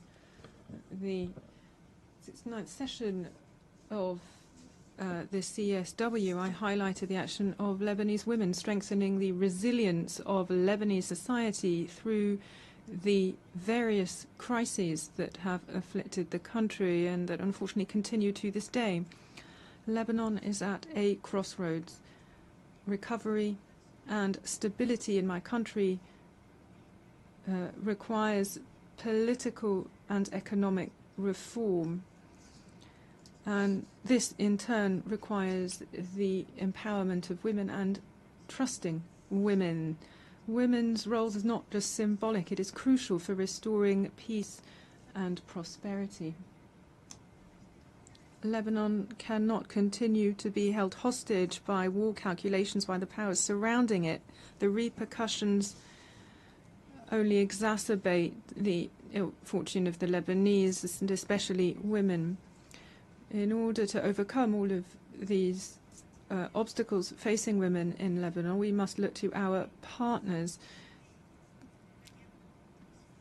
peace in Lebanon and the end of war in Lebanon means peace in the Middle East. And when we talk about the stability and integrity of Lebanon, we are talking also about the same thing for our neighboring countries.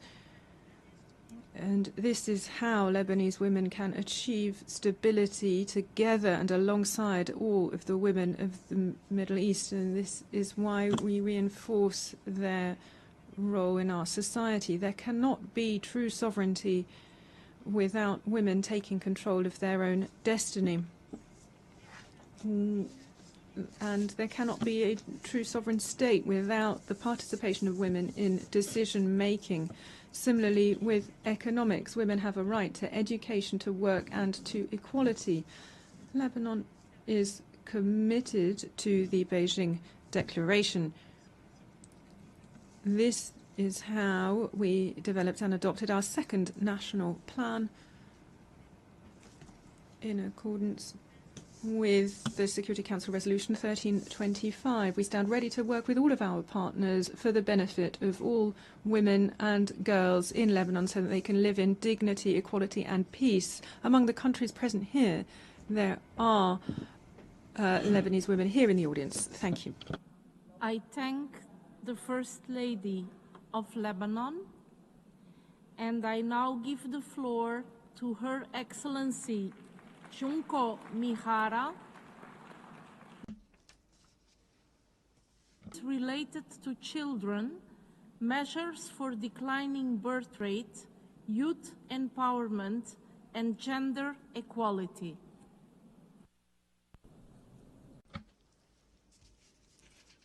Honorable Chair, Excellencies, in line with the Beijing Plus-30 action agenda, the government of Japan promises to steadfastly promote initiatives in the area of peace and security and full and equal decision-making power.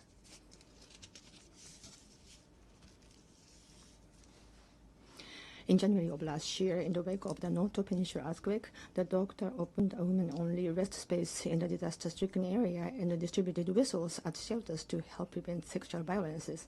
The doctor is Ms. Masako Negami, an internal medicine physician. As a result of experiencing disasters such as the Great East Japan earthquake, we have learned a great deal regarding the necessary measures from the perspective of women when the disaster strikes. Dr. Megami, as well as many women's support organizations and corporations, work closely with the government to provide support to women in the metro area. Japan remains strongly committed to implementing and strengthening the women, the peace and the security agenda, including that the location of the disaster, the risk reduction measures, and its disaster response across various fields. Japan is also continuing its efforts to expanding the participation of the women at the disaster-making level of fields.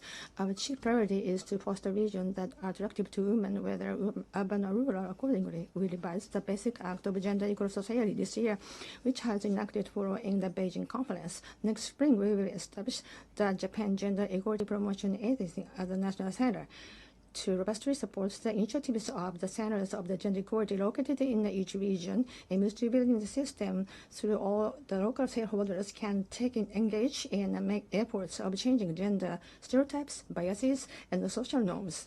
In addition, this year, we will formulate the basic plan to gender equality and vigorously advance the Beijing Plus-30 action agenda.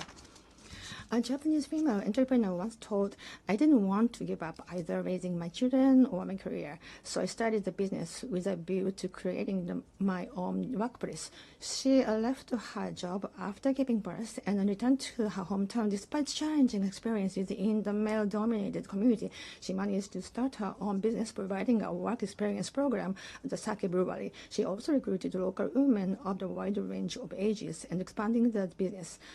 Chair, I firmly believe that there are still a great many ways that Japan can change. Japan will continue to coordinate with all countries and make every possible effort to realize a gender equal society. Thank you very much.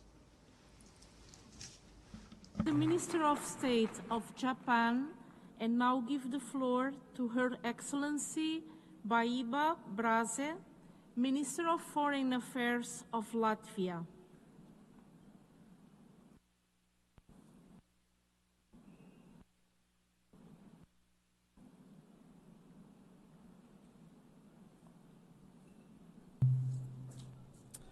Honorable Excellencies, distinguished delegates and participants, esteemed advocates and champions of gender equality, it is my honor to address the General Assembly, especially on an occasion as significant as the 30th anniversary of the 4th World Conference on Women.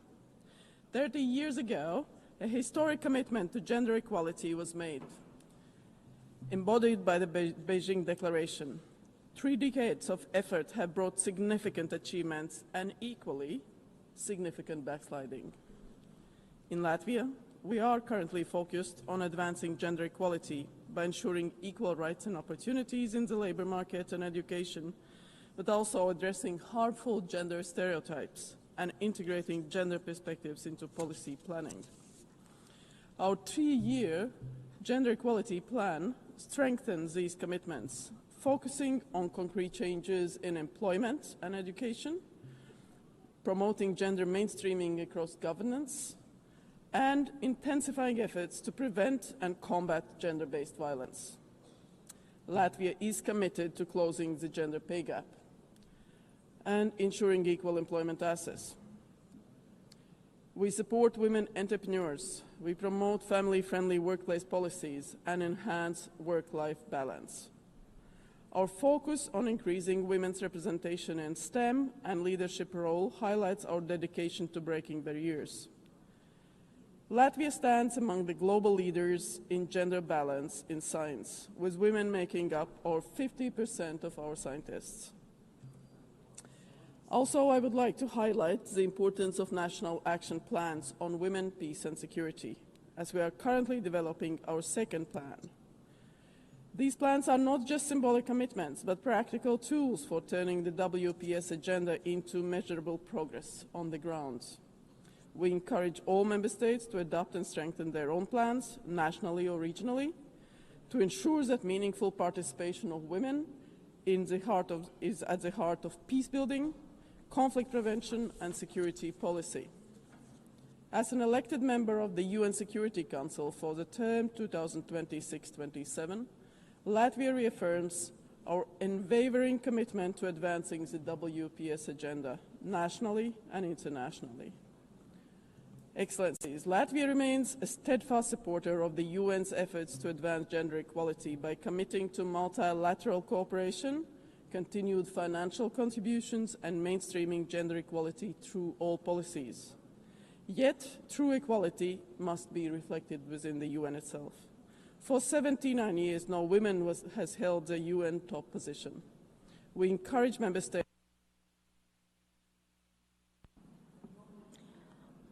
I thank the Minister of Latvia and now give the floor to Her Excellency Marcia Helena Carvalho Lopes, Minister of Women, Brazil.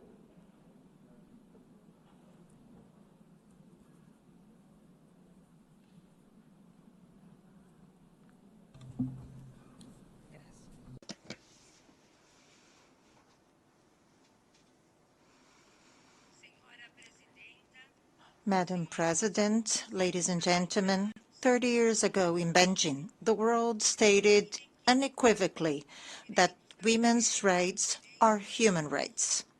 Today, as we celebrate the Beijing Platform for Action, we reaffirm this commitment, conscious that without gender equality, there can be no true democracy, nor can there be sustainable development. President Luiz Inácio Lula da Silva has reiterated in international forums, Brazil seeks to be an active voice in defense of peace, democracy, and social and climate justice, placing social participation guided by an inclusive perspective at the center of the political debate, a perspective including Afro-descendant populations, native peoples, communities of the waters, fields and forests, migrants, LGBTQA+, individuals, youth, children, adolescents, the elderly, and persons with disabilities. It is in this spirit that I bring Brazil's contribution to this high-level meeting. Brazil has been giving concrete expression to the Beijing Platform for Action. I highlight the equal pay law enacted by President Lula, which ensures transparency and equal remuneration between men and women. I also various policies to confront gender-based violence, to promote women's economic empowerment, and to build the national care policy, pillars of our contemporary response to Beijing's 12 areas of concern. Brazil also announces as one of its actions under the framework of Beijing +30 its commitment to a protocol for responding to women in climate emergencies and disasters, developed in partnership with UN Women Brazil and within the context of Brazil's presidency of COP30. This protocol integrates the gender perspective in every stage of emergency and disaster management, from prevention to reconstruction, to ensure equitable, inclusive, and effective responses. It is anchored in national experiences and in the successful South-South cooperation. Ladies and gentlemen, the 30th anniversary of Beijing is more than a celebration. It is a call to action. Brazil reaffirms its commitment to advancing through multilateral cooperation toward a society without hunger, racism that is just, sovereign, and democratic.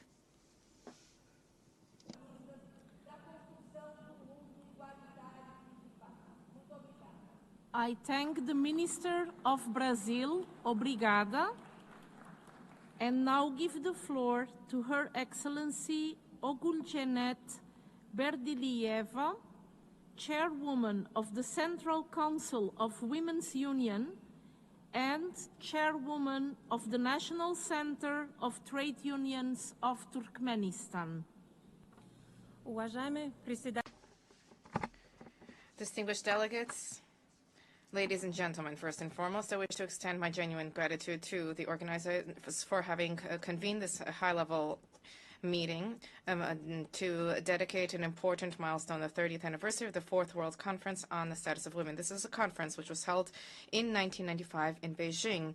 It became a milestone in advancement of equality between men and women and reinforcement of the rights of women as an integral component of human rights. 30 years have elapsed, and we can note with pride that significant success has been achieved. But at the same time, we also see that the agenda which has been enshrined in the Beijing Declaration Platform of Action remains relevant today.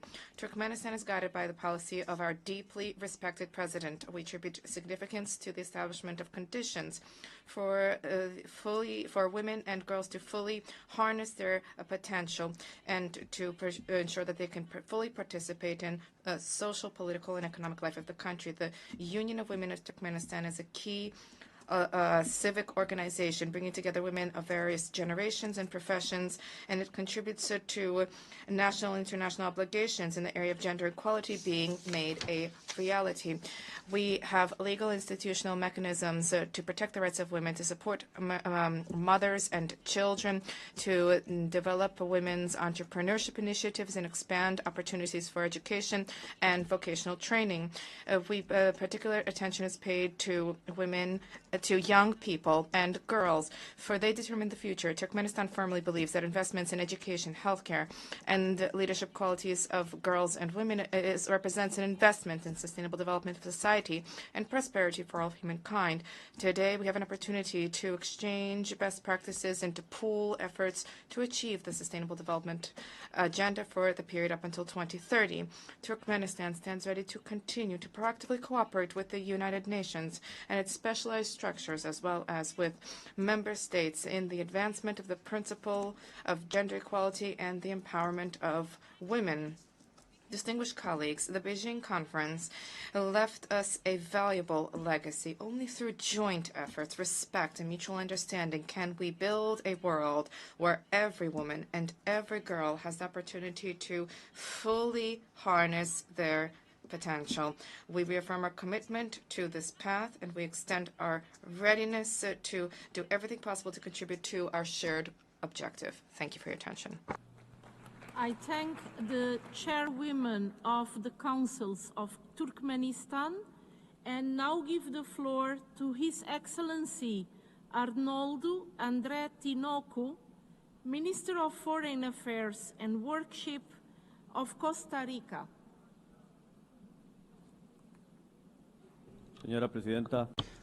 Madam President, 30 years ago in Beijing, the international community proclaimed something that today, in 2025, must remain unquestionable, that women's rights are human rights. However, the struggle for equality and equity remains unfinished, and it reminds us, as we commemorate 80 years since the creation of this organization, that 8 decades have passed without a single woman at its helm. It is urgent that we guarantee women's participation. Without female leadership, there can be no social development, no economic progress, and much less climate justice. At the COP28, only 34% of delegations were made up of women, and less than 20% of these delegations were led by women. Costa Rica is committed to strengthening Pillar 6 of Beijing Plus 30 and highlights its national gender and climate change plan. As a pioneer in promoting female leadership and dialogue in environmental governance and the transition to sustainable economies. Similarly, it is essential that we eradicate violence against women, a global crisis that will affect 1 in 3 women around the world. The CEDAW 69 political declaration facilitated by Costa Rica and Cabo Verde underscored the need to ensure safe environments free from domestic violence, online violence, harassment and sexual violence, especially in the context of armed conflict. In this regard, my country reaffirms its commitment to Pillar 3 of Beijing Plus 30, zero violence, and we will strengthen access to comprehensive care and protection services in rural and indigenous areas. Madam President, Costa Rica urges member states to renew their national commitments and to align their actions with the global commitments and to support the CSW call for the next Secretary General of the United Nations to be a woman. I thank you. I thank the Minister of Costa Rica and now give the floor to Her Excellency Boutaina bint Ali Al-Jabr Al-Nuaimi, Minister of Social Development and Family of Qatar.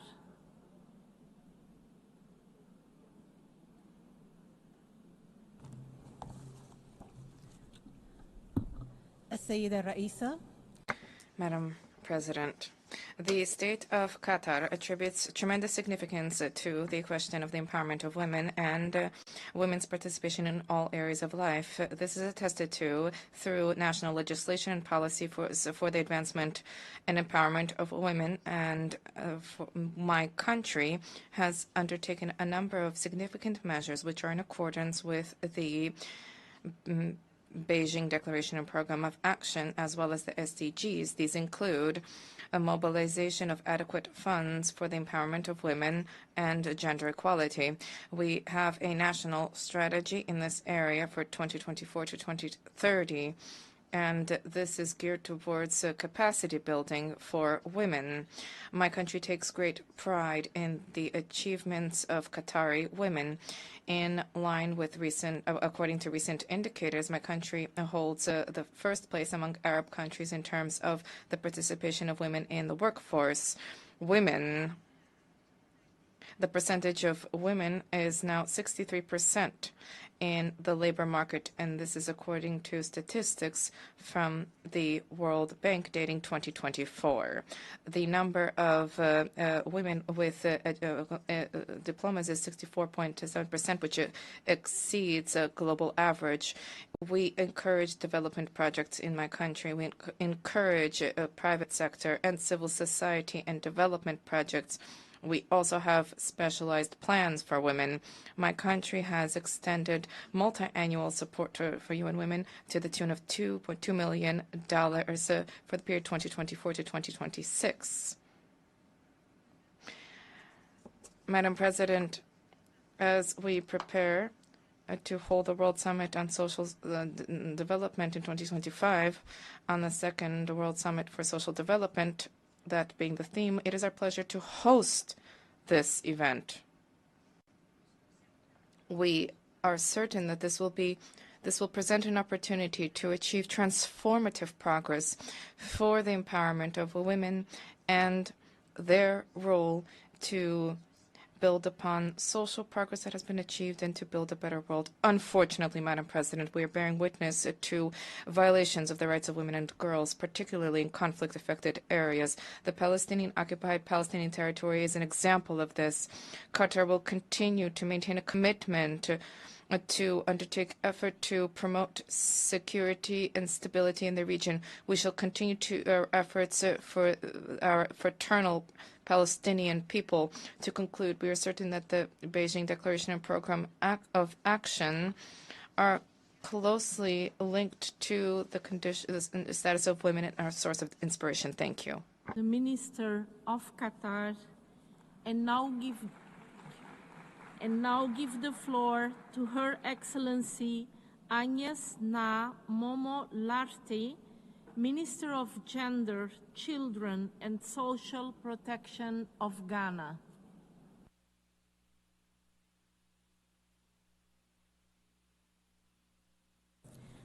Madam President, 30 years ago, the world adopted the Beijing Declaration and Platform for Action. It was a bold vision that affirmed a truth, a simple truth, that the advancement of women and girls is essential for peace, justice, and sustainable development. Today, as we commemorate this milestone, we accelerate the progress that has been made, but are also reminded that the journey to full equality is not yet complete. For Ghana, this commemoration carries special significance. It coincides with the 50th anniversary of our national machinery of women, which has been central in advancing women's empowerment in our country. In January this year, Ghana's first female vice president was sworn in. This is a breakthrough moment that reflects our determination to ensure women's voices are heard at the highest level of governance. Over the years, Ghana has continued to strengthen its legal and policy framework. We enacted the Affirmative Action Act in 2024 and adopted a new gender policy that will guide our efforts from 2025 to 2035. We have reinforced protection systems through the Domestic Violence and Victim Support Unit of the Ghana Police Service. Equally, of importance is our focus on economic empowerment. Programs such as the Livelihood Empowerment Against Poverty, the School Feeding Program, and microfinance, small loan centers support women entrepreneurs, opening doors for women across communities. Plans are also underway to establish a Women's Development Bank that will expand financial inclusion and provide affordable credit to strengthen economic independence of women, particularly those in underserved areas. Madam President, the Beijing Declaration was never meant to be a promise written on paper. It was and remains a call to action. To mark the 30 years is not simply to look back with pride. It is to recommit with urgency. Our task now is to remove the remaining barriers, give women and girls equal voices and opportunity to ensure that progress we've made are irreversible. This commemoration must be more than remembrance. It must be renewal and it must be action, because when women rise, nations rise, and with them, humanity is lifted. In conclusion, Ghana stands firm in its commitment to a future where no woman or girl is left behind. I thank you. I thank the Minister of Ghana and now give the floor to Her Excellency Mahinur Özdemir Göktaş, Minister of Family and Social Services of Turkey.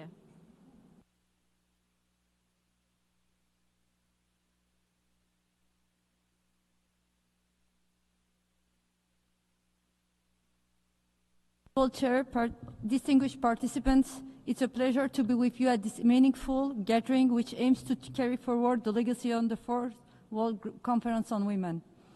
There is no doubt that the Beijing Declaration and Platform for Action has been a global commitment beyond its time. This commitment reminds us that equality, justice, and peace in our societies can be achieved only through the empowerment of women. Although the progress achieved over the past 30 years in advancing women's participation is invaluable, challenges still remain. As our President, His Excellency Recep Tayyip Erdogan has stated, the 21st century, contrary to expectations, is increasingly turning into an age of crisis. In all crisis situations, women and girls bear the heaviest burden. Today, the humanitarian crisis in Gaza is a clear example of this reality. It's not only a regional issue, but a global challenge for humanity. Delaying peace means more deaths and destruction every day. Active participation of women should be urged to build a peace which will end this crisis once and for all. On this occasion, I'll call upon all countries to take immediate and effective action to end the humanitarian crisis in Gaza and to safeguard the right to life of all women and children. Dear participants, Turkey considers the empowerment of women as fundamental for social welfare. We build our social policies upon these understandings. We have developed the legal and institutional framework to promote the empowerment of women and girls. Our Women's Empowerment Strategy document and action plan is guiding of effort on this field. Comprehensive social service networks, incentives that facilitate women's participation in economic lives, and budgeting effort responsive to women-man equality are some of these concrete steps we have taken. We also have supported women entrepreneurs, cooperatives. In addition, we have contributed to enhancing women's digital and financial literacy skills through regulation, including the right to part-time work after childbirth and mandatory child care services at place. A stronger balance between work and family has been ensured for women. We have achieved significant progress in women's participation in the labor force and their access to equal opportunities in all areas. The international community must develop new mechanisms to ensure the effective participation of women in peace progress, climate action, and digital transformation. As Turkey, we are determined to fulfill our responsibility in this regard. Turkey will continue its significant contribution to the work carried out in the international fora, in particular the UN. We stand ready to support every initiative that unlocks the potential of women and contributes to building more just and prosperous societies. Thank you. I thank the Minister of Turkey and now give the floor to Her Excellency Kristrún Frostadóttir, Prime Minister of the Republic of Iceland.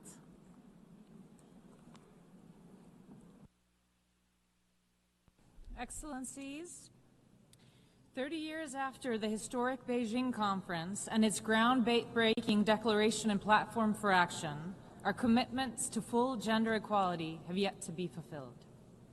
We have made progress, but a gap remains between and within societies. We must continue to remind ourselves that equal societies are healthy and resilient societies. 30 years after Beijing, we see a backlash unfolding against hard-earned progress on human rights and gender equality.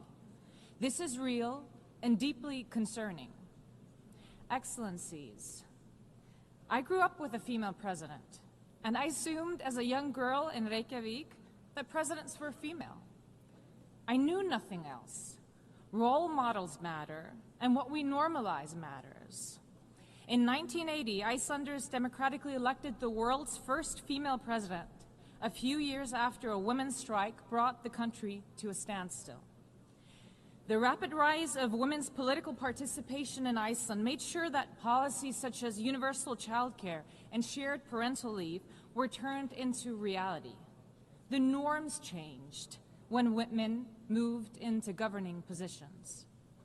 The true victory, however, is that in Iceland, gender is not a decisive factor in public life anymore. What matters is that individuals serve with competence and integrity. I lead a coalition government where all three party leaders are women. The leader of the opposition is a woman, so is the President of Iceland and the Speaker of Parliament. Although this is historic, it doesn't feel abnormal to us. But Iceland is not perfect. Gender-based violence is of great concern, and the pay gap will remain while we continue to look at caretaking jobs as low-value jobs instead of what they really are, the backbone of our society. Excellencies, the burden is on all our shoulders to push for equality and change the norms across societies, so all children feel equal growing up and get equal opportunities, regardless of gender. Modern legislative action is key in areas such as childcare, labor market relations, parental leave, and LGBTQI rights. Let this Beijing 30th anniversary be a celebration of the success we have made, but also a reminder that we have a distance still to go. Thank you. I thank the Minister of Iceland and now give the floor to Her Excellency Pasowende Peliadje Kabore, Minister for Humanitarian Action and National Solidarity of Burkina Faso.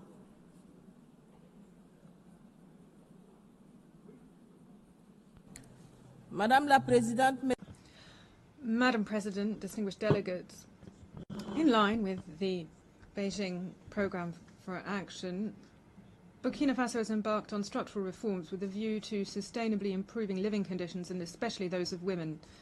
This commitment led us to strengthen the legal and institutional framework as well as initiatives aimed at the socio-economic empowerment of women and ensuring their full participation in decision-making. Our actions have resulted in significant progress. For instance, in the area of education, there has been a significant increase in girls' enrollment rates across the board, with a growing number of women in higher education. In terms of health, free maternal health care services, an increase in the rate of assisted deliveries going from 83% to 92% between 2015 and 2023, as well as a subsidy for the treatment of women's cancer, have contributed to a significant drop in maternal mortality. In addition, the distances that need to be covered to access healthcare centres have been reduced. In terms of economic empowerment, our focus was better inclusion of women and girls in the agricultural and financial sectors. Women in these areas have thus benefited from public financing at preferential rates, covering at least 30% of the agricultural areas newly developed by the state. Between 2020 and 2024, more than 500,000 women benefited from loans from the Support Fund for Women's Income-Generating Activities for a total amount estimated at nearly $200 million. In governance, women's representation in Parliament and other decision-making bodies has improved significantly. Madam President, despite the efforts and the undeniable achievements, many challenges remain, especially due to the very difficult security context and the resulting forced displacement of populations. In response to this, Burkina Faso has adopted a national strategy for the recovery of internally displaced persons and host communities, integrating a gender-sensitive approach. In the medium and long term, my country intends to strengthen economic empowerment and women's entrepreneurship, intensify the fight against violence against women and girls, as well as harmful practices such as female genital mutilation, FGM, and forced early marriage. We're improving access to maternal and child health care, and we are also promoting women's access to decision-making and basic infrastructure. Fully convinced as we are of the essential role of the family as a vector for the transmission of values and as a lever for social transformation, our public policies will continue to place particular emphasis on the protection of the family as a guarantor of the development of women and girls. In conclusion, Madam President, my delegation will conclude. The Speaker's microphone has been cut off. I thank the Minister of Burkina Faso and now give the floor to Her Excellency Sean Sobers, Minister of Foreign Affairs and CARICOM Affairs of Trinidad and Tobago.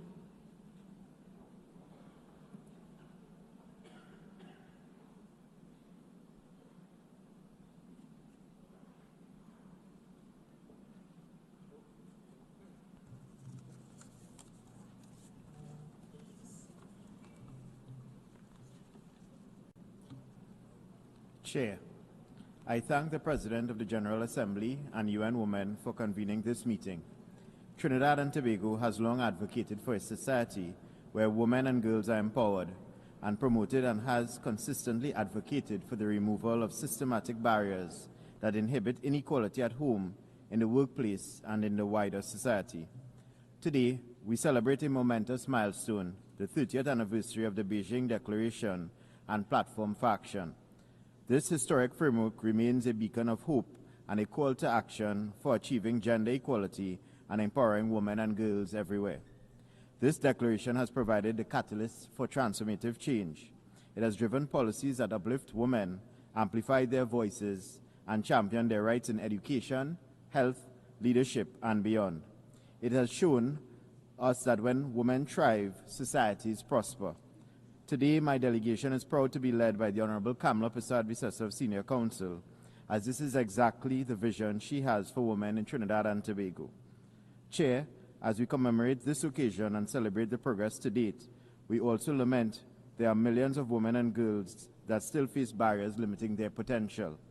From wage gaps and gender-based violence to unequal access to opportunities, the challenges are real and urgent. Emerging global crises such as climate change, conflict, and technological divides further exacerbate these inequalities, demanding our unwavering focus and action. This commemoration is not just a celebration of the gains made thus far, but an urgent call to action for the work yet to be done.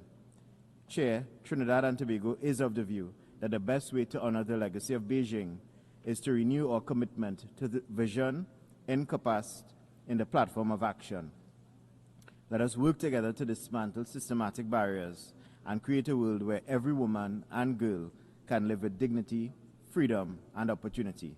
Together, we can build such a world where gender equality is not just a goal, but a reality for all. Thank you. I thank the Minister of Trinidad and Tobago, and now give the floor to Her Excellency Ruth Kwan-Sing Cross, Minister for Women, Youth, Sport and Social Affairs of Kiribati.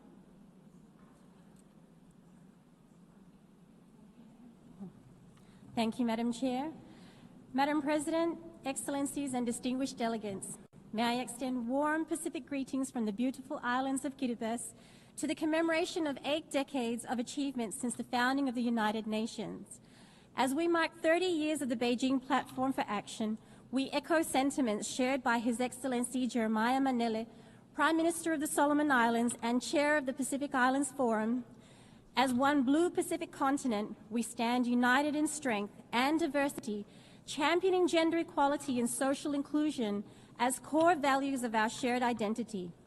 We know that Pacific women are not just shaping change, we are delivering it. Kiribati has crafted national policies and frameworks aimed at mainstreaming gender-responsive approaches across all sectors. We have taken decisive steps to institutionalize gender-responsive budgeting to ensure financial resources are allocated effectively, bolstering the capacity of our gender machinery to deliver meaningful results through economic empowerment. Through these mechanisms and more, we remain resolute in our shared commitment to eradicate the scourge of gender-based violence. We are encouraged by promising trends in Kiribati of increased representation of women in local governance, the public sector, and the judiciary. I stand here as one of 2 women ministers out of 5 women MPs to acknowledge that 10% is progress. All gains are a testament to the determination of Pacific women and a changing narrative that recognizes women not just as contributors, but as key to the Pacific's evolution and progress. Today, we reaffirm our call for stronger international solidarity to accelerate the full implementation of the Beijing Platform for Action. We urge the prioritization and scaling up of financial and technical assistance to support gender-responsive budgeting. We also call for enhanced knowledge sharing and capacity building, particularly to strengthen data collection and analysis tools that are vital for evidence-based policy making. Given the disproportionate impacts of climate change on frontline countries like Kiribati, direct access to gender-responsive climate finance is imperative to effectively address the unique challenges that we face. Prioritizing women's economic empowerment in climate action is essential to building self-reliance and resilience in the face of climate impacts that disproportionately affect women and girls. Madam President, we recommit to ensuring the promises made are fulfilled to ensure women and children no longer bear the burden of unmet commitments. Kiribati stands ready to work better together with all partners to ensure the vision of Beijing is a promise that women and girls in all their diversity are empowered to live in peace, security, and I thank the Minister of Kiribati and now give the floor to His Excellency Thani Mohamed Soilihi, Minister for la Francophonie and International Partnerships of France.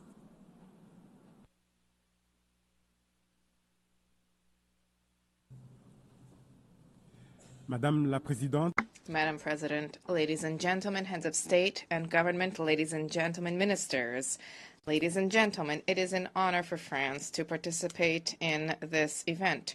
30 years ago in Beijing, we adopted a major commitment to make equality between men and women a universal reality. We have made progress in a number of areas. However, we have not yet attained the goals.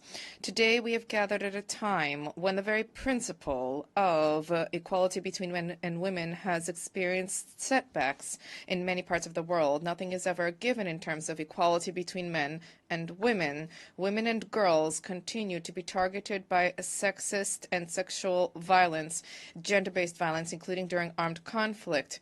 This violence includes the use of rape as a weapon of war, and this has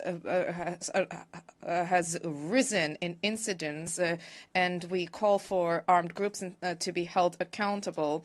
Respect for international law and international humanitarian law must be the collective compass, so to speak. Through the United Nations, mechanisms have been established for national capacity building to combat impunity. We call for these mechanisms to enjoy support and for them to be reinforced. We have a commitment which is stronger than ever before to women and girls' health. We have a feminist foreign policy, and through this year we launched our very first international strategies for feminist foreign policy for 5 years. Sexual reproductive health and rights are a key pillar of this strategy. In supporting the bodily autonomy of women, France supports the work of the United Nations, UNFPA and UN Women. Women need to have ownership over their bodies and their choices and have access to political and public life. We are not talking about a minority, but about half of humanity. Women's participation in decision-making processes is a key democratic value and a key for stability and prosperity for all. This is why we encourage throughout the world women's participation at the highest levels, including at the UN. In terms of feminist diplomacy, we have adopted a robust commitment with robust measures and initiatives through the Women, Peace, and Security agenda. We also proactively support civil society with the French Support Fund for Feminist Organizations. And lastly, we support feminist organizations as they establish international projects, so the online laboratory for women's rights, including digital space. 30 years after the Beijing conference, France remains convinced of its importance. The microphone has been cut off. The Minister of France, and now give the floor to Her Excellency Anita Anand, Minister of Foreign Affairs from Canada.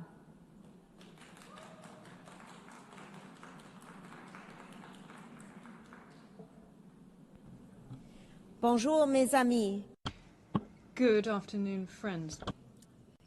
We mark 30 years since the world came together in Beijing for the 4th World Conference on Women, where the world adopted the most ambitious blueprint ever for advancing the rights of women and girls.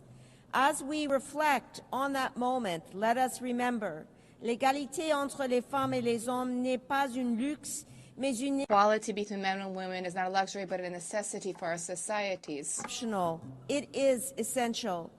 For me, this anniversary is deeply personal. I stand on the shoulders of my mother, an immigrant woman and medical doctor from India, who came to a small rural town in Nova Scotia, Canada in the 1960s. In a place where few looked like her, she had to prove herself again and again. She raised 3 daughters to be strong, to work hard, to support each other, and to keep trying even in the most adverse circumstances. She lived the spirit of Beijing long before 1995. She believed in education, in health, and in the power of women to transform their communities. But my mother did not stand alone. My father believed in her and in us, his 3 daughters. He supported us as we pursued our paths as women and as professionals, never doubting that our ambitions were valid, our talents real, and our futures worth investing in. His example showed us that gender equality is not only a woman's cause, it is a shared responsibility. We have made progress since Beijing, more women in leadership, stronger protections, better health outcomes. Yet women today still have to work twice as hard, to walk twice as far, to speak twice as loud, and to prove themselves twice over just to be seen, heard, and valued equally. Progress has not erased prejudice, and equality is still too often conditional. 30 years on, the message of Beijing calls us to act, to invest in women and girls, to change the norms that hold them back, and to ensure that no one is left behind. Aujourd'hui, j'honore. Today, I honor the pathway of my parents in reaffirming our commitment. Equality is not a delayed dream. It is a pledge that we must honor. I thank you. I thank the Minister of Canada. Excellencies, distinguished participants. Oh, sorry. One more. Oh, I'm sorry. I now give the floor to Her Excellency Kamina Johnson-Smith, Minister of Foreign Affairs and Foreign Trade of Jamaica.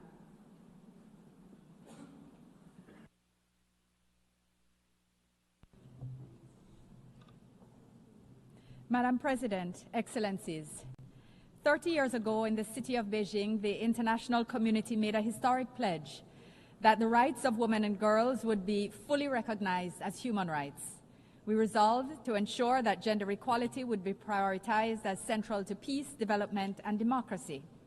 Today, Jamaica stands proudly in reaffirming that commitment, determined to accelerate progress and to ensure that no woman or girl is left behind.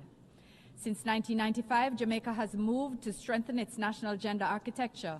Our transition from a small women's affairs desk to a fully established Bureau of Gender Affairs is testament to this. Our overarching gender mainstreaming program is supported by specialized units addressing policy and research matters, sexual harassment, gender-based violence, provision of regional counseling and referrals, male engagement, and socioeconomic empowerment. Over the past 5 years in particular, we've enacted landmark legislation and implemented robust policies to advance gender equality, including stronger protection against domestic violence and sexual harassment. Our National Strategic Action Plan to eliminate gender-based violence in Jamaica for the period 2017 to 2027 has facilitated specific outcomes, and these include the establishment of government-run shelters, a national shelter unit, and a 24-hour gender-based violence helpline. We've also strengthened women's political leadership. Today, 30% of our parliamentarians and 1/4 of our cabinet are women. The establishment of a bicameral caucus of women parliamentarians, a historic all-female sitting of parliament, and the fact that our judiciary at all levels now is comprised of primarily women, all stand as powerful symbols of Jamaica's belief in action that women must play an integral role in all aspects of leadership. Jamaica also remains active in fostering initiatives to amplify the voices of women, including in global diplomacy. As a small developing country, our achievements are significant, and we remain resolute about progress amidst long-standing challenges such as limited resources, persistent gender stereotypes, and sociocultural norms. We're all too aware of how easily progress can be reversed as a result of external shocks. We remain firmly committed to eliminating gender-based violence, expanding economic empowerment, and advancing gender-responsive climate action. The Beijing Declaration and Platform for Action remains a living blueprint for justice, equality, and sustainable development. On the occasion of the 80th anniversary of the founding of the UN and the 25th anniversary of the UN Security Council resolution on women, peace, and security, is an opportune time for the international community to recommit with urgency and concrete actions to make the Beijing commitments a reality. I thank the Minister of Jamaica. Excellencies, distinguished participants, the high-level meeting of the General Assembly to commemorate the 30th anniversary of the Fourth World Conference on Women will be suspended to facilitate the change of venue.